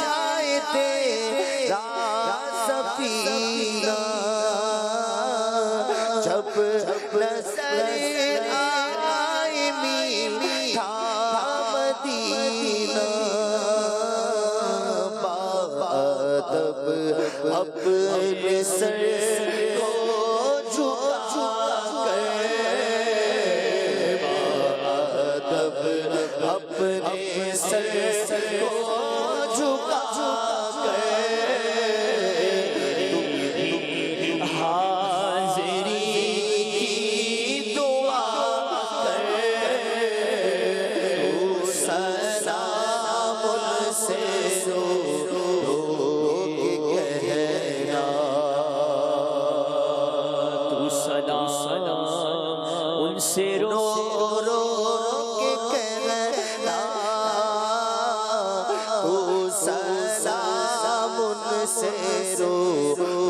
کے کہنا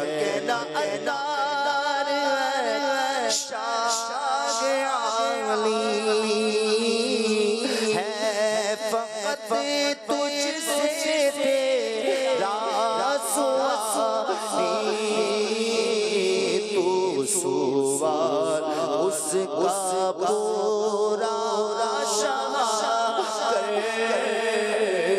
تو سلام میرا رو کے کہنا غوث اعظم امام متقا کا جلوائے شان قدرت لاکھوں سلام اسے قسمت کے قدسی کہے گا رضا مصطفیٰ جان رحمت لاکھوں سلام شمع عزم ہدایت اے رب کریم ہم سب کی حاضری قبول فرما اور جلدی جلدی حرمین طیبین کی با ادب حاضریاں ہمارا مقدر بنا دے. اسی سال رمضان مدینہ بھی عطا فرما, رمضان مکہ بھی عطا فرما, اسی سال حج کرنے والوں میں ہمارا نام بھی جو جا رہے ہیں ان کا سفر قبول فرما, آسانیاں فرما اور مقبول حاضریاں نصیب فرما. اللہم ربی یسر ولا تعسر وتمم لنا بالخیر یا فتاح وبک نستعین وصلی اللہ تعالی علی خیر خلقہ محمد وآلہ وصحبہ اجمعین برحمتک. لبیک اللہم لبیک لبیک لا شریک لک لبیک ان الحمد والنعمت لک